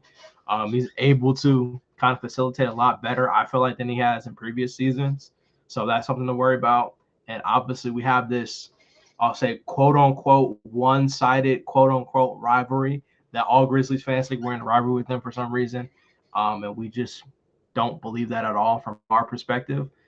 So there's that. I mean, the players definitely go in the media after games talking. A big talk about LeBron and everybody on this roster. So I think that probably is one of the reasons why Bron might be warming up. He's like, do I feel like humbling some young basketball players tonight? Maybe that's his thought process on coming down versus the Grizzlies. But yeah, game preview. I think if Bron plays, it's definitely a huge difference in what we can expect from this team. And as well, along with like the starting lineup, obviously that would change again. But yeah, I'm just expecting a good game, hopefully from Anthony Davis. He didn't really have the most assertive game it wasn't last night, the night before last. So hopefully he can bounce back, give me minimum 30 tonight, especially as versus Jaren Jackson. I like that matchup. A guy who was chosen over him for the All-Star team, I think, 2 seasons ago. So I think he definitely does take those matchups personally, especially when he's going against a defender who is named above him at times in conversations of Defensive Player of the Year. So expecting a big game from AD. If Bron plays, I mean, it's Bron. Sure, he'll probably have like 5 turnovers because he's going to be rusty, but I think he will finish with around 20 plus tonight if he does play. So looking forward to it. Oh yeah, and Austin Reeves coming back on a healthy game. Last game he actually played pretty decent for his first game back. I think he played good, honestly. I won't even say decent. I think he played good for his first game back in 2 weeks. So excited to see Austin Reeves with some, game shape, game number 2 of his return. Yeah, man. I mean, peace out, Alex. I hope all is good. Earl, I think he made some really good points. I think with LeBron, AD, and Reeves back healthy, we're going to have a chance. I think we're going to be in a good position. Would also love to see a big connect game. I feel like I always say that on here, and frankly, it hasn't been happening, I guess, the last few weeks, like big games out of him. But he could, he's a shooter, and, he can catch fire, as we all know. So hopefully a big connect game. I think we're going to have a good chance. I think we're at home, right? I think so. Yeah, I think we're at home, which I believe this. Yeah, we are. The splits would indicate I think we're a lot better at home still. I know at the start of the season it was like that. I think it still is. Grizzlies are a really good team. Obviously, they're in a lot better position than us. They've done a really good job building their roster. I still think they have flexibility to make moves. I think, for example, like I saw even the other day, like Jimmy Butler to the Grizzlies would kind of be perfect if he gets moved, like whether it's Marcus Smart or Brandon Clark, or maybe you have to give Gigi Jackson, maybe you have to give a couple first, whatever it is. Like Grizzlies have pieces to move around. I think Earl said he takes a matchup personally against Jaren Jackson. I think he's always been good against Jaren Jackson, in my opinion, even though, Jaren is really good at defense. I do still believe that. Like, AD has dominated those matchups, so it'll be interesting. It's a weird rivalry, I would say. And this is no offense to Zinzi, who I love, but for all the Grizzlies fans, like, I don't think you guys understand that we don't think it's a rivalry. And that's not me trying to be cocky. And I can also sit here and admit you guys are better than us right now. But it's not a matter of that. It's like the Lakers have 8 rivals. We have more rivals than everyone. And I don't think the Grizzlies fall in that list. Like, look at Lakers Celtics, obviously the history. Look at Lakers Warriors the last years. Look at Lakers Clippers.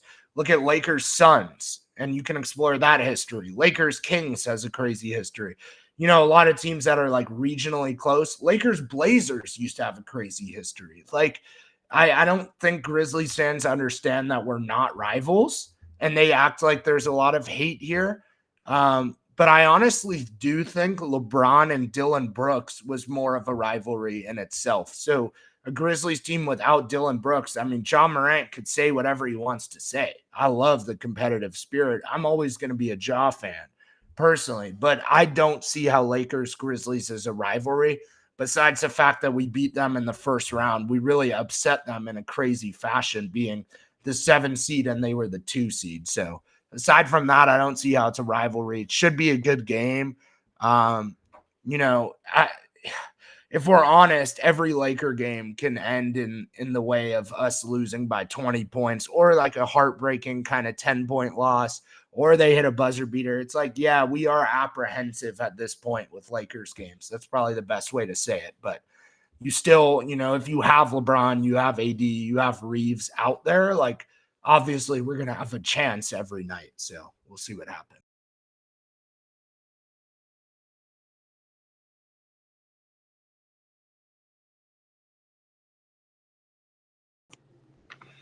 Yeah, at least for me, I'm feeling towards this could be a very much good Lakers game. Like, when they struggled, at least a little bit, made competitive versus that Grizzlies game, at least back in October or something. They were missing up players, and players weren't playing consistent. But I'm looking at Dalton, looking at Austin Reeves, as you guys mentioned. I'm looking at a player such as AD to be very great versus a ED or versus a Jerry Jackson Jr. and get another 30 plus, maybe 10 plus rebound game. So he's gonna be strong defensively. He showed some spurts a little bit versus Minnesota, but it just wasn't fully consistent. And hopefully, at least tonight, it gets better.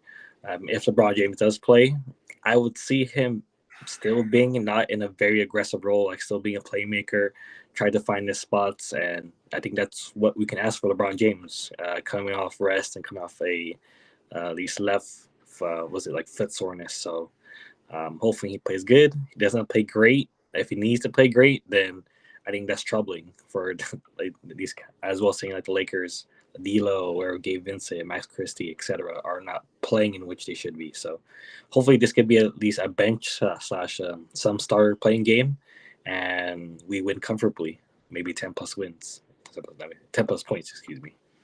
I do have a good feeling about the game too, Alan, because I could see, even though like I said, I'm worried about the Lakers team as a whole, I could see Max Christie and Cam Reddish having a good game with both guarding guys like Smart and Ja, but also just Max scoring, 12 points. I could also see Koloko being good for us off the bench again.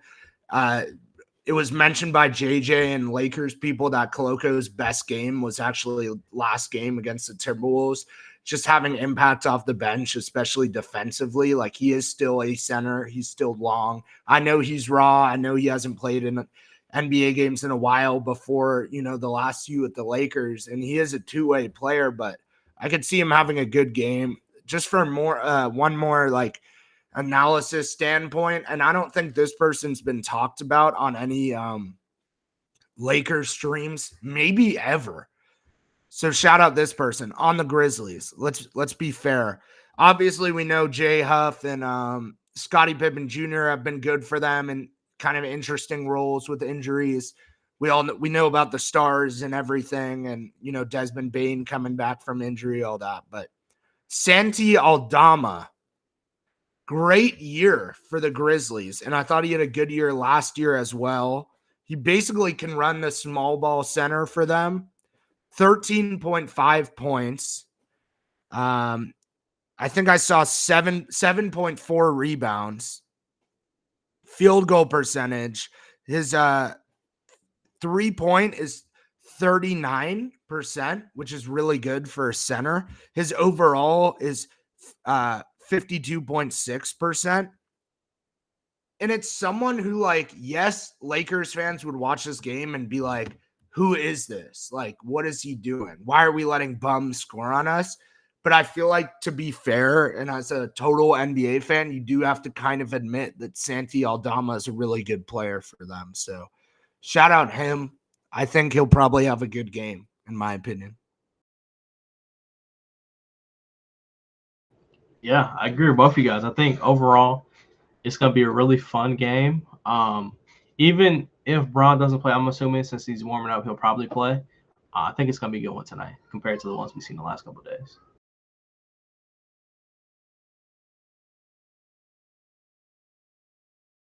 And before we go to our Lakers tier list this week, is there any more topics or anything that you guys want to discuss? Well, I think we covered everything for now, but I will say I would love to jump back on with my Quest for 18 family and Playoff LAL family if the Lakers do make a trade, and a lot of us are free to talk about it. So hopefully we see something. I think I've come around to Valanciunas as a whole. I think it would be interesting to see that, especially if it's just for Gabe in seconds. Or even if you have to give up JHS or Maxwell Lewis and open up a roster spot. So hopefully we see something like that.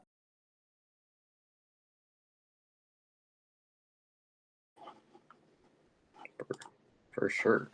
So yeah, let's move into the tier list for this week. Let me set it up.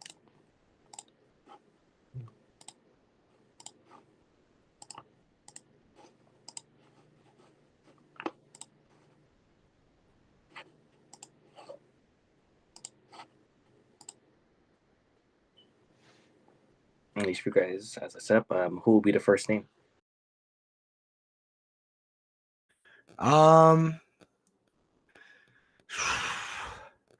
Rui Hachimura, Mr. C. I don't know. I don't fucking know. I don't know, guys. I'm sorry. I'm sorry. I'm already lost. I don't even know if that's true. He could be D. This week, this week is probably the one week I'm like, bruh, did anybody really play? Okay, no, I take that back. There was only two people I'll say this week who I felt like played great basketball. And I think that was Cam Reddish and Max Christie. Or no, yeah. I feel like those two guys, they were playing really great on defense, especially that last game. Max Christie was having a better offensive game than Cam Reddish, but Reddish was doing everything. He was dying for the ball. He was guarding 1 through 4 at times. And he was just playing hustle basketball. Like, even if he missed a shot, he would get back and be the first one back playing defense. So, for me, I'm going to do a combo. I know we usually do one. I'm going to do a combo of Max Christie and Cam Reddish this week. And I think I'm going to put them at, compared to everybody else, I think I might put them at B.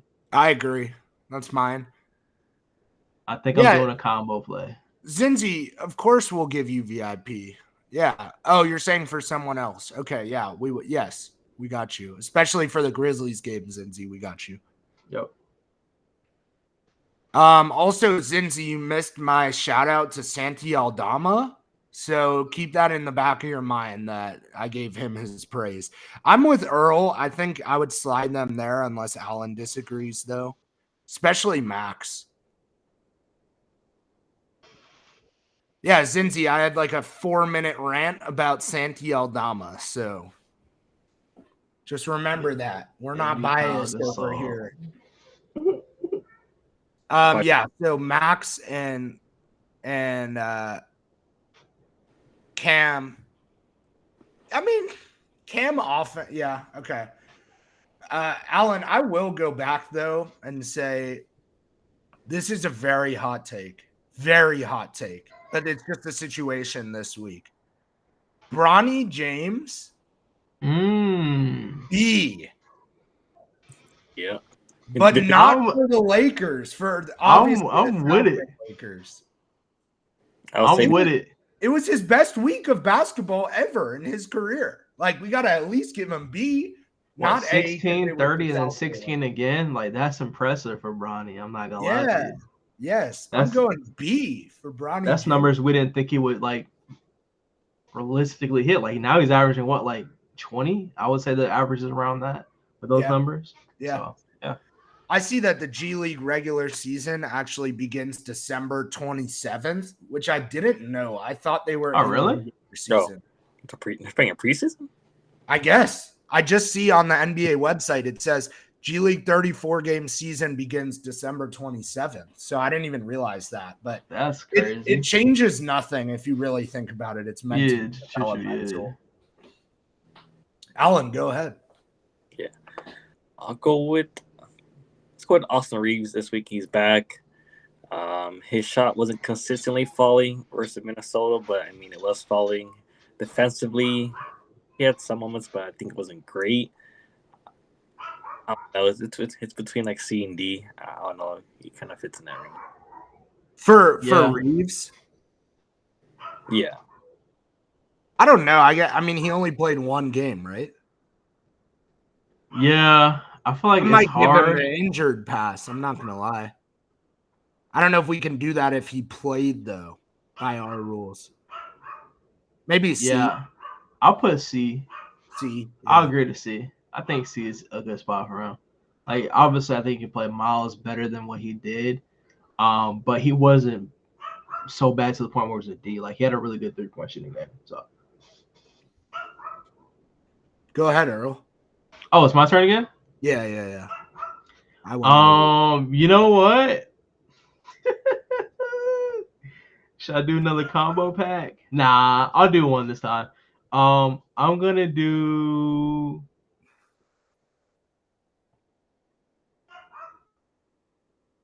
Sorry, my bad. I froze on you guys. I'm gonna do Gabe Vincent. Ooh, Mr. Gabe Vincent. Now, if I'm being honest, I don't know the game numbers offhand. I could be wrong. I'm going recency bias. I see him take some absolutely crazy shots. Like, my problem with Gabe is he'll hit one shot and then he'll get like really, really confident and start taking shots he has no business taking. I think he was all right. I'm thinking maybe bottom of C range, maybe D. Depends on you guys. I don't remember everything Gabe did this week. I could be wrong based on numbers, but my gut is saying C- to D+.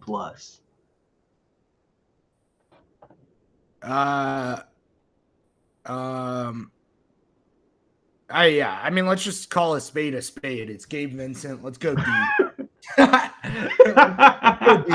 At least we didn't put him in Gabe Vincent or D'Lo tier.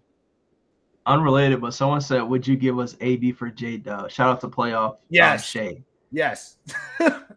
I'm not gonna lie. I know that sounds desperate, but let's assume because AD is better than Dub overall. So let's assume that we're getting like a first or something too, and then salary filler. Yes, yes. Our team fucking sucks, dude. I'll take Alex Caruso, J-Dub, and a first round pick. Yeah, Hey, I mean, I'm doing that. I'm doing that. I'm not even gonna lie to you, bro. I'm not gonna lie. Our rebuild would be so. Give me Case and Wallace. Whoa, yeah. I mean, Hold on now. If Hold you on now. if you We're want talking. to, I We're mean, talking. If you want to. Case and Wallace. come and on, bro. Dub, Case and Wallace, Dub, salary filler, and maybe a first AD. I'm doing that right now. Our rebuild Right is now, so no accelerated, hesitation. bro. Our rebuild is, and you give us one of your firsts from the 2025 draft, and you guys have Yes. 3 or 4. Give us one of those. Oh my God, we run it. We got all of a sudden we got Dub, Ace Bailey, Case and Wallace. Oh, we're looking good. Yeah, Ronnie you got James, future MVP of the league. We already have a Ronnie James. James, 6th man of the year next year. Oh my God, we here. Yeah, no, I'm excited by that. You got me fantasizing a little You bit. just made me smile, man. I don't think I've done that this show. Maybe I have. I'm just Speaking of our main man AD, now that I'm up, straight to it. I'm going D because, bro, I don't like your attitude. No offense, man. Like, AD is one of the most talented players in the NBA. There's no denying that, especially when he turns it on. You guys can, please, again, feel free to overrule me on this one. I'm going D for me because, bro, like, this is like the worst AD. We got the best AD that we've seen in a minute, and now I feel like we kind of got the worst AD, unless I'm tripping. Like, earlier in the season, it was S. I feel like it was such a clear S. But, like, I'm trying to be honest here. I might go D. I'd love to hear from you guys, though. I'll agree with that. I think AD is not playing to anything anywhere near his standards. Like, and I get it. Like, there'll be some games where he'll finish with like 20 plus points, maybe even 30, but the shots he missed are kind of just lazy. Like, his effort feels like he's not giving it his all at that time. So for that reason, I think I kind of agree D or C minus best for me. So it's up to you, Alan. I got him at C. I think I would agree with you guys if we did lose that Portland game. I got 30 points in that one, and like I said, 3 versus Minnesota. But I think we can go with D. I very much trust you guys on 80s game so far. It's kind of just like AD compared to AD, and it's also like the LeBron aspect. I think LeBron maybe doesn't realize, like, when he's out, we see a different version of AD. It's almost like LeBron being on the floor allows AD to be held accountable to some degree, and I think LeBron makes AD greater. I think that's a fair thing to say. I do think LeBron elevates his teammates, whether the media agrees or not. So that's, part of my logic there. But Alan, it is your turn to pick a player.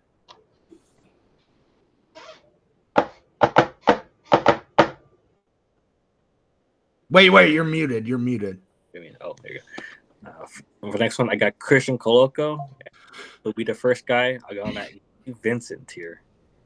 I like that. No, I like it. Because for his stats, I kind of checked up it. In these last 2 games for Portland and also Minnesota versus Portland, he got 2 points, 6 rebounds, 1 assist, 3 fouls. Versus Minnesota, he has 0 points, 6 rebounds, and 2 blocks and 1 steal. So you can kind of see that sort of Gabe Vincent numbers, that he's low scoring, but he does something in some category. In some sense, he helps with the defense essentially, but he's basically Gabe Vincent. Now, I hope that Coloco can raise to like a C, I think we would say, but look at the trade rumors. I mean, Coloco is probably off this team and mostly with the G League for the rest of the year, if we're being honest, especially when we make one of these moves. So, Earl, go ahead.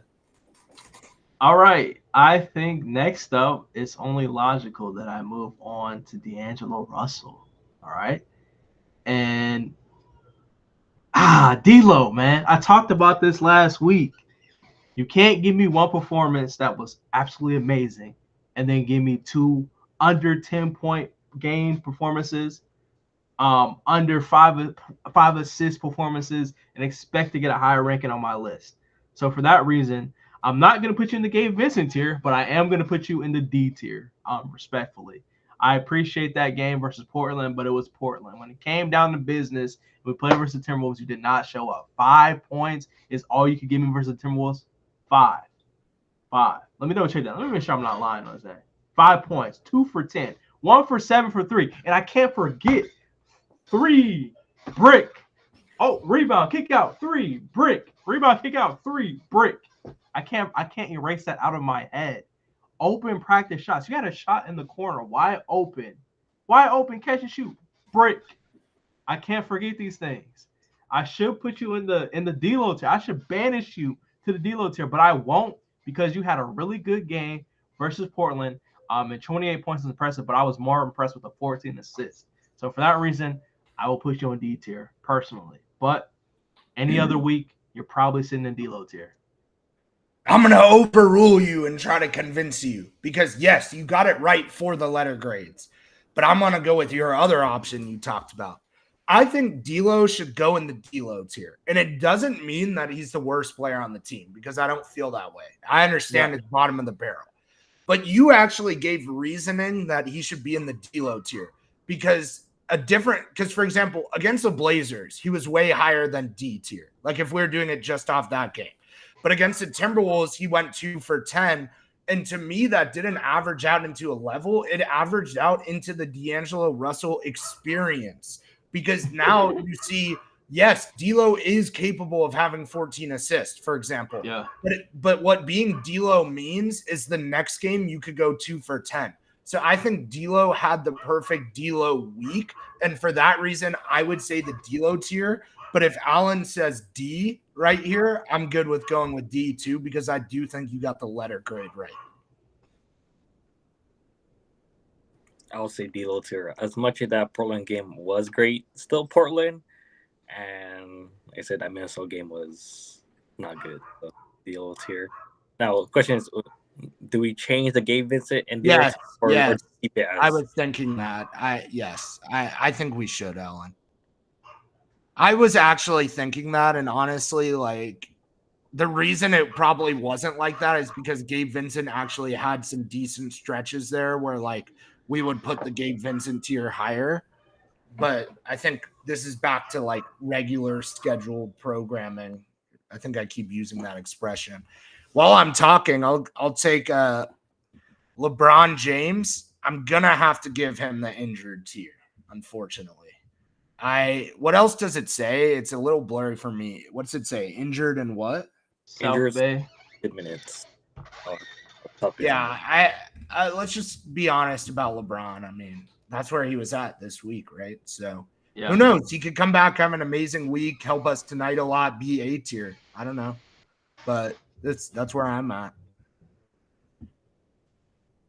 It's on you, Alan. I think, right? Yeah. Yeah.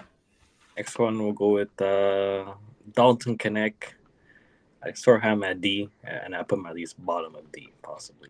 Yeah, me too. Yeah, I have no arguments there. He's shooting the worst he's shot, so D, easily. I still love him. Like, I still love the kid, and like this is early in his rookie year still, but like I'm right with you guys for now, especially for this week. Yeah. Oh, next, I guess I got Rui, huh? Honestly, it's funny because Rui is probably going to get a C from me. Like, we already know he doesn't play defense. He only had one bad game this week. I mean, I was looking back at the Hawks game. Or wait, that wasn't this week, was it? No, that would have been the last one. Yeah, I was looking at my fault. I should have said the Blazers game. He had a really good game. He had 23, I believe. Let me double check that. Yeah, he had that game he had 23 points, 9 for 13, really efficient, 3 for 5 from 3, 5 rebounds. And then Timberwolves game was his only kind of all right game. He had 9 points, 7 rebounds, 3 assists. Probably go top of D. After seeing that, I was giving him a little bit more room because of the Hawks game, but I forgot that was last week. I go D because the reason why Rui's usually at C is because he's super efficient. And a game where he shoots 4 for 13, 0 for 2 from 3, if you're not, hitting your double figure marks, and you're not playing defense, then I can't put you in your normal standard range of C. So I have to bump you down respectfully. Yeah, I'm good with that. It's kind of hard to put him on the same tier as Reeves, for example. That's another way I'm looking at it. I know Reeves only played one game, but we only had 2 games this week because of schedule, right? So yep. I feel good about putting him below Reeves, probably top of D, but honestly, maybe above AD, like just based on this week. I don't know if that's a hot take. AD has better stats, but I don't know. I got him below 80 just because of the stats. Okay, Earl, get in the middle of that. I'm good either way. I'll probably say below because either way, even when a lazy AD is still better than that's fair. A Rui Hachimura. That's fair. Yeah. Let's do that then. Above Gabe obviously makes sense. Saving not the best for last. I need your guys' help. But frankly, like I think you guys would probably agree. Maybe this is a topic for itself. But we don't have the time, right now. I think it's very hard to evaluate a coach when, frankly, I think where we're at is the roster our players kind of have been giving up on themselves and like understanding that this roster doesn't work. And I know part of JJ's job is to motivate them to go out there and play hard. So that's why we can't give JJ like a great ranking. But like, how do you evaluate JJ Redick with this recent stretch? At the beginning of the year, it felt much more clear. I guess if I had to pick and maybe we could average it out, I don't know. It's hard, guys. I actually don't know. I think this sounds kind of crazy, but maybe Gabe Vincent tier makes the most sense because he was almost the Gabe Vincent of coaches this week. Like, sure, you didn't do anything too bad, but it's very hard to evaluate you. It was like almost a last week, but I'll let you guys kind of handle that too. Yeah, I'll just keep it sweet, short and sweet. I think I kind of agree with you on this.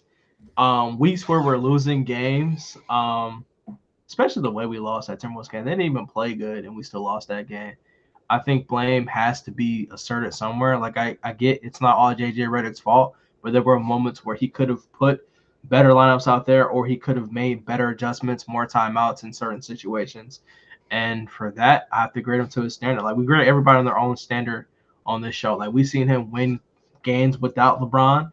And I would have liked to see us compete a little bit harder versus Timberwolves. So I'll have to put him in that tier. I'm cool with that tier, honestly.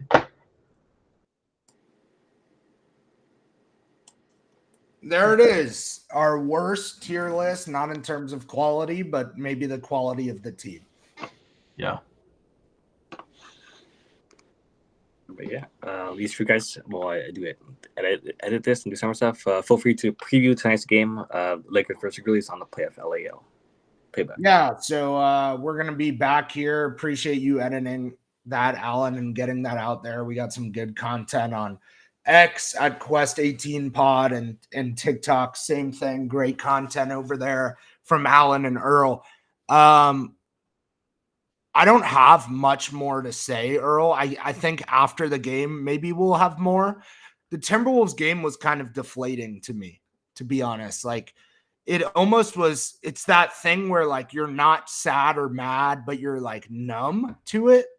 And I'm not trying to be over dramatic. We all have great things in our lives aside from the Lakers. But when we talk about strictly the Lakers, it was almost this numbing feeling of like, I don't really understand what we're doing out there as a team. And I think it's, kind of a negative week again, but we're just being honest about the state of the Lakers. I mean, I hope we get a fun, surprising win tonight. As Alan mentioned, like we'll be on this channel streaming. Well, I think we'll have a really good amount of people in here again. We also have our resident Grizzlies fan who we're friends with, Zinzi, as mentioned. Like, we'll be here, and it's cool to like play his team versus our team for sure. But yeah, I mean, there's not much to say yet. Still, honestly, like just being completely honest, I'm kind of desperate for trades when it comes to this Lakers team because I think people are underestimating how much like a Valanciunas, again, not to harp on that, but he could provide some more clarity and better construction around the lineups this team runs. And I think that will be big for us. But yeah, hopefully we get LeBron back healthy. Hopefully he has a good first game back. But, knowing LeBron at age 39, almost 40, it could take a second for him to get back in rhythm. And we have a lot of weird gaps coming up. I mean, we have 2 hard games against the Kings, both on the road. We have a Pistons game, which is, I think, always sneaky hard at this point because and we'll be at home and stuff. And I understand we should win, but like Pistons can give you a fight in any given game. They're kind of a young, scrappy team at this point. What else? The Warriors game, the 25th, kind of a mess. 2 teams who are a mess. I kind of expect us to win, if that makes sense. We are on the road against the Warriors, which I do feel like we've been way worse than when we're at home against them. But, listen, there's still exciting stuff coming up, and we're optimistic. Earl's always optimistic for us here. But in terms of like the actual team, it's a tough time. In the chat, Playoff Shay, yes, we did talk about the Warriors getting Schroeder. I like that move for you guys. But yeah, in terms of Lakers, we are definitely starting to play the waiting game of like, when are we going to get help so that we could feel like the product on the floor is good and productive and cohesive. So that's where I'm at, Earl. This is what I have to say, man. I'm super excited for the opportunity to watch Lakers basketball tonight. Any night we can log on to League Pass, log on to Playoff LAL, chill with the fam, especially here on Playoff LAL, and watch good hoops. I'm appreciative of that every single night of the week. So I'm excited for the game. I think I agree with you guys. It's going to excite a lot of people. LeBron James will be playing tonight. That will be confirmed by me right now. He will be suiting up and playing. I'm excited. I think LeBron James definitely has something to prove. Rob Pelinka, you don't want to do any moves? Okay, fine, I'll do it myself, as he always has. So I'm putting my faith in the Lakers. I'm putting my faith in Anthony Davis. I'm putting my faith in Austin Reeves and LeBron James to go out there and play a good game versus Memphis and put the team back on notice. So we're locked in. I'm super excited for tonight's game. I'll just go ahead and pivot into hot takes as well. For me, when LeBron James does play tonight, he will have a 25-point triple-double. No doubt in my mind, 100% guaranteed he will have a 25-point triple-double. Anthony Davis will go for 35, 15, and I'll say 5 assists. I don't think he's going to be swinging the rock like that, along with 3 blocks. So that's my hot takes for tonight. I think it's going to be a great game, and hopefully we can see all you guys out there tonight. We did have like upward to like 26 people in here live, so we do appreciate the support for the Quest for 18 podcast and any support in the Playoff LAL chat. But yeah, that's what I got for tonight. I'm super excited for the game. And yeah, I'll say this too, like try to manage expectations a little bit too. Don't get to the point where you're so worried on, like, obviously we want our team to win, but don't get to the point where you're making yourself sick over wins. Like, not literally, but some people like invest too much into these games to the point where they can't enjoy what we have right now. Like, at the end of the day, we still are watching LeBron James at 40 years old playing high-level basketball every single night. We got Anthony Davis, tremendous two-way talent on the floor. For most of the part, playing good every night. So try to enjoy the little things, even in losses. Try to keep some type of positivity with it. You can take away one thing from every game, good or bad. So I'll say that. Excited for the game tonight, though. Just to address the chat, Playoff Shay, like, I'll be honest, on a different show that I now do on here as well, Under the Hedge podcast with Caden, who helped build this room up, really did the most for this room here that we're in. We did kind of predict the in-season tournament before quarterfinals started, and we had Bucks Thunder finals, so we were correct about that. We didn't get every little game right, I'm not going to lie, but yeah, I think when you said OKC or Bucks, I could see it either way. I had the Bucks winning, and so did Caden, my co-host. just because in a one game kind of set, I could see the Bucks doing whatever it takes to win. But I would not be surprised at all if OKC won. Obviously, you guys have a really, really great team right now, and young, fun teams. I think that's what the NBA Cup was built for. So we'll see. Shout out to Alex in the chat as well. Alex R. I do see Traore is out tonight, and LeBron is questionable in a game time decision, but at least he's back with the team. So hopefully we get to see LeBron hoop tonight. But yeah, that's pretty much it for me. Obviously, great show. And, we're going to be back on here soon too. So yeah, shout out Alan for plugging the socials in the chat. We'll be back here for Lakers Grizzlies actually pretty shortly, less than 2 hours. Yeah, stay tuned for that. Like I said, follow all our social medias is right there. And the chat, as always, have a great rest of your day/night. And as always, go Lakers. Peace, everybody.